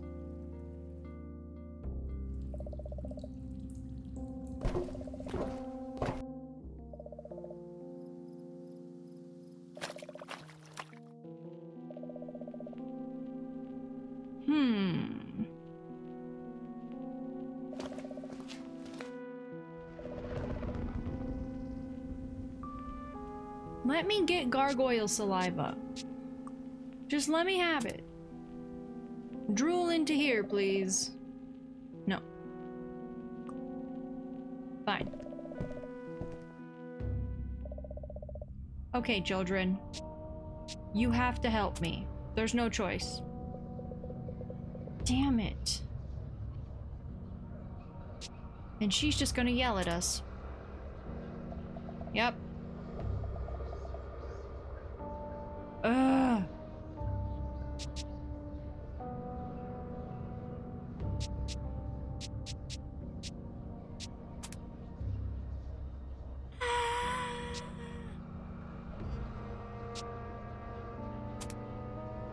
Where would one find a cassette tape?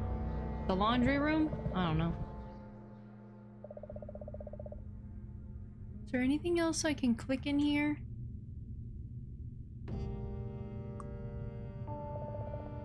Yeah, I think we clicked that before. Useless.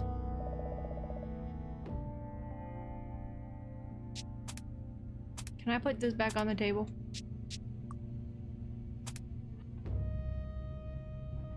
No. So the placemat in some way or another is to wrap around something? That's what I'm getting.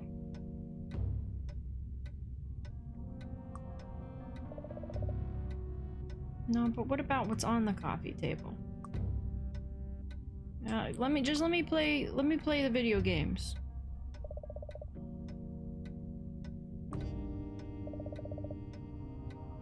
Erg. You slide so many horses off the shelf into your collection. Great. Another useless book in our pockets. An equestrian page turner called So Many Horses. That's it. That's it. That's it. Don't like all little girls want a pony? What if it works? You never know. It's worth a shot. Eh. Damn it. She's so mean.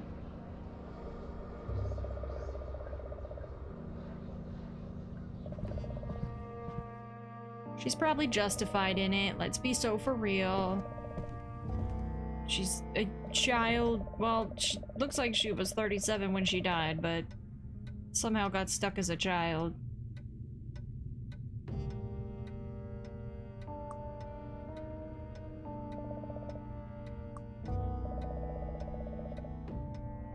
We're out of photos. Should we just try to click every one of these for no reason?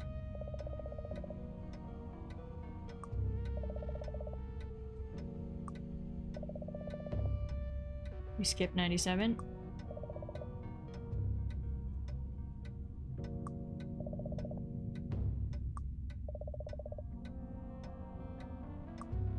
Oh, skip 93.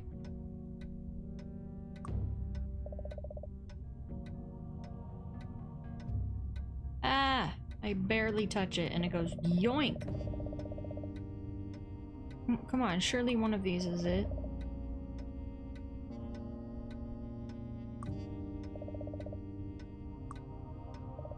Ugh.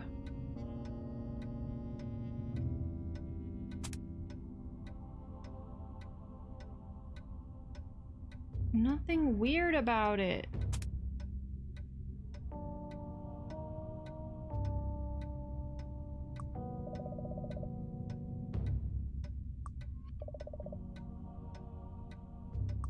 Pretty sure it was 86 in the show.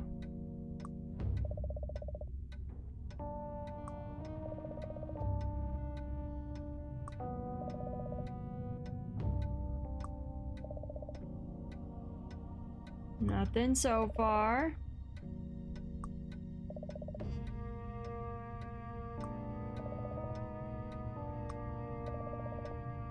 Yeah, we need more information before these are useful.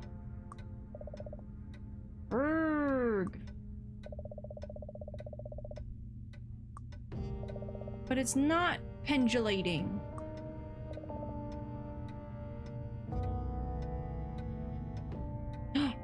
Can I please plug my phone in? You lean back, set the cushion, support you, this is life. Realizing you're still inside a dark, creepy perversion of your house, you snap out of your reverie.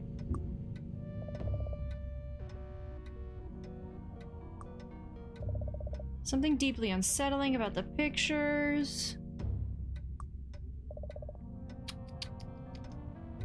What is this over here? Yeah, no new options.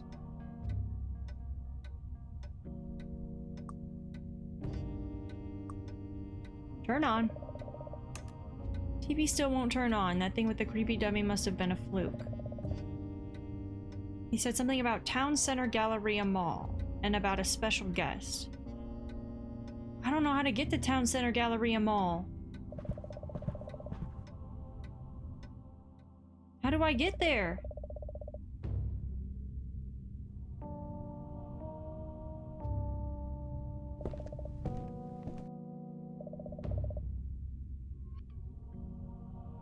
on.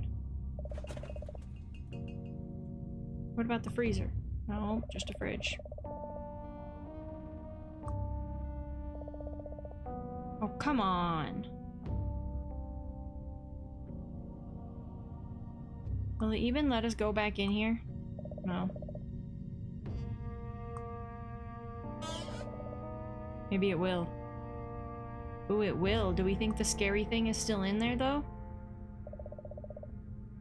Oh, monster blood is still in there somewhere, meaning you won't be going back. Dang it!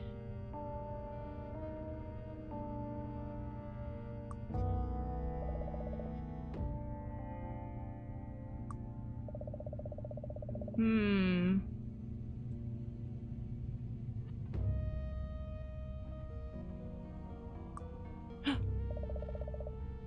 Ooh! Ooh! Oh! I thought I tried to open these before! Okay, what is this? This is peanut butter, right? Purple peanut butter. Ew.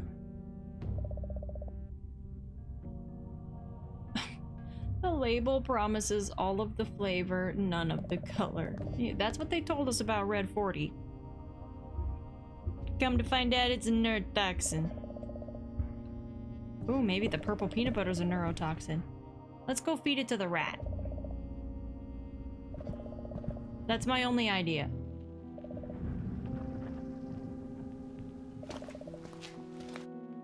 It's the last thing we're gonna try to do. And I'm sure it will end in our death. But we must try.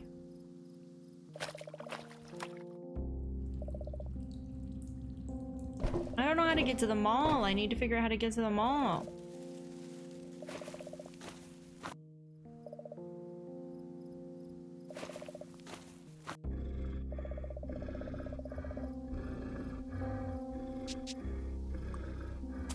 What you think about peanut butter? Yeah, he doesn't like peanut butter. He doesn't like snacks in general. He is anti-snacks. I've tried to give him the jam, the prune juice, the peanut butter. He hates everything. I can't help him. The beast from the east. A high-level adversary? Bro. Bro! Well? Oh wait, don't, no. Wait, we have to save. Give him the sauce. There's no sauce left. We've tried it all. We could try to give him the dish soap. Poison him.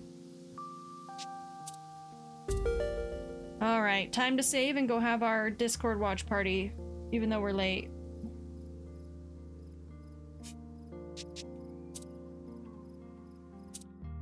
Oh boy, what a game. What a wildly confusing game. What are the options? Are hints options? No.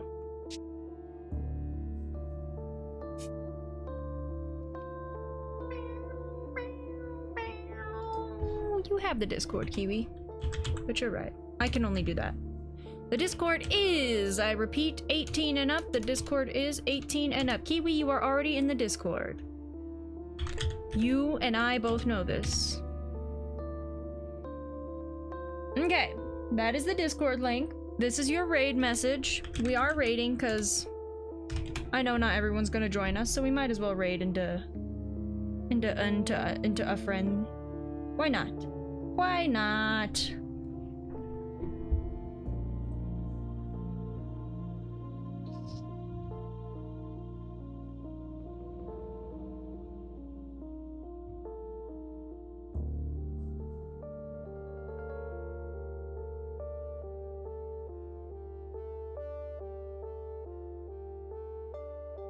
Come on.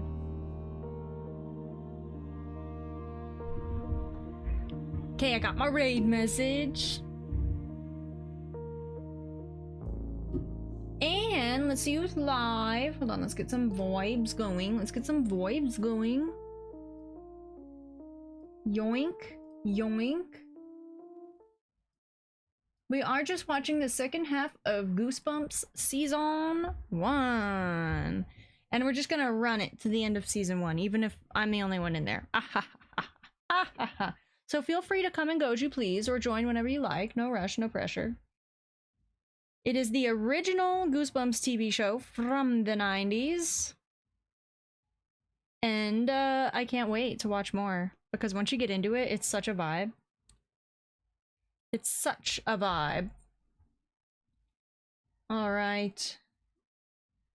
Let's go here. And let's see who's live. And then I'll just need probably like 5 minutes to get the Discord set up, but I'll be really quick about it. Okay. Oops, not that.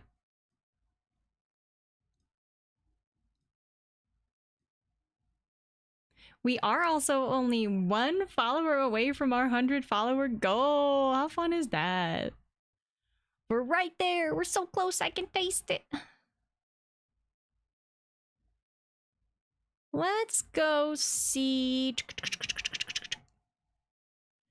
Everyone and their mama is playing Pokemon ZA.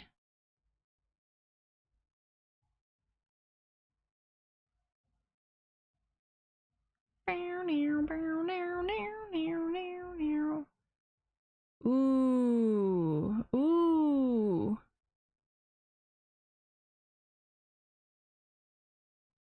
I think we go to...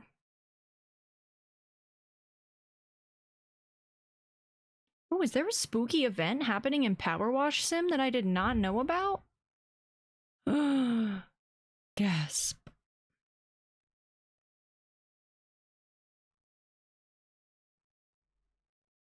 I just bought that game on sale.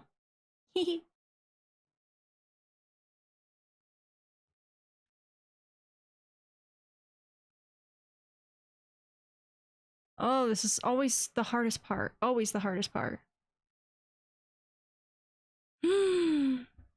Wait. Let's go to Pastel Pink Garden. They're doing some cozy spooky art right now.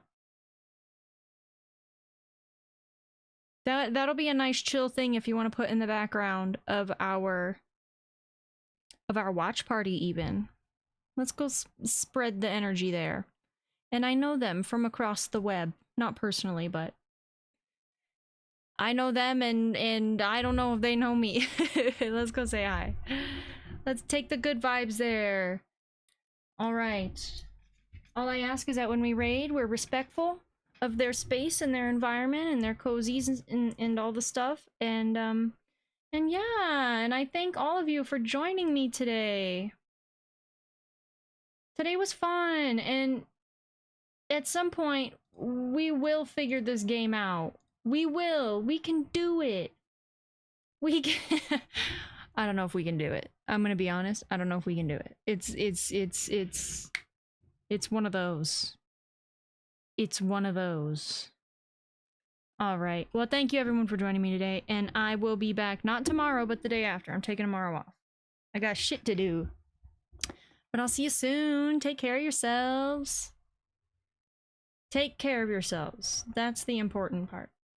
And hopefully I'll see you in the Discord for this little watch party. I just need a couple minutes and we'll get moving along, moving and grooving. All right. Goodbye everyone. Goodbye. Good night. Goodbye. I'll see you later. Goodbye. Goodbye.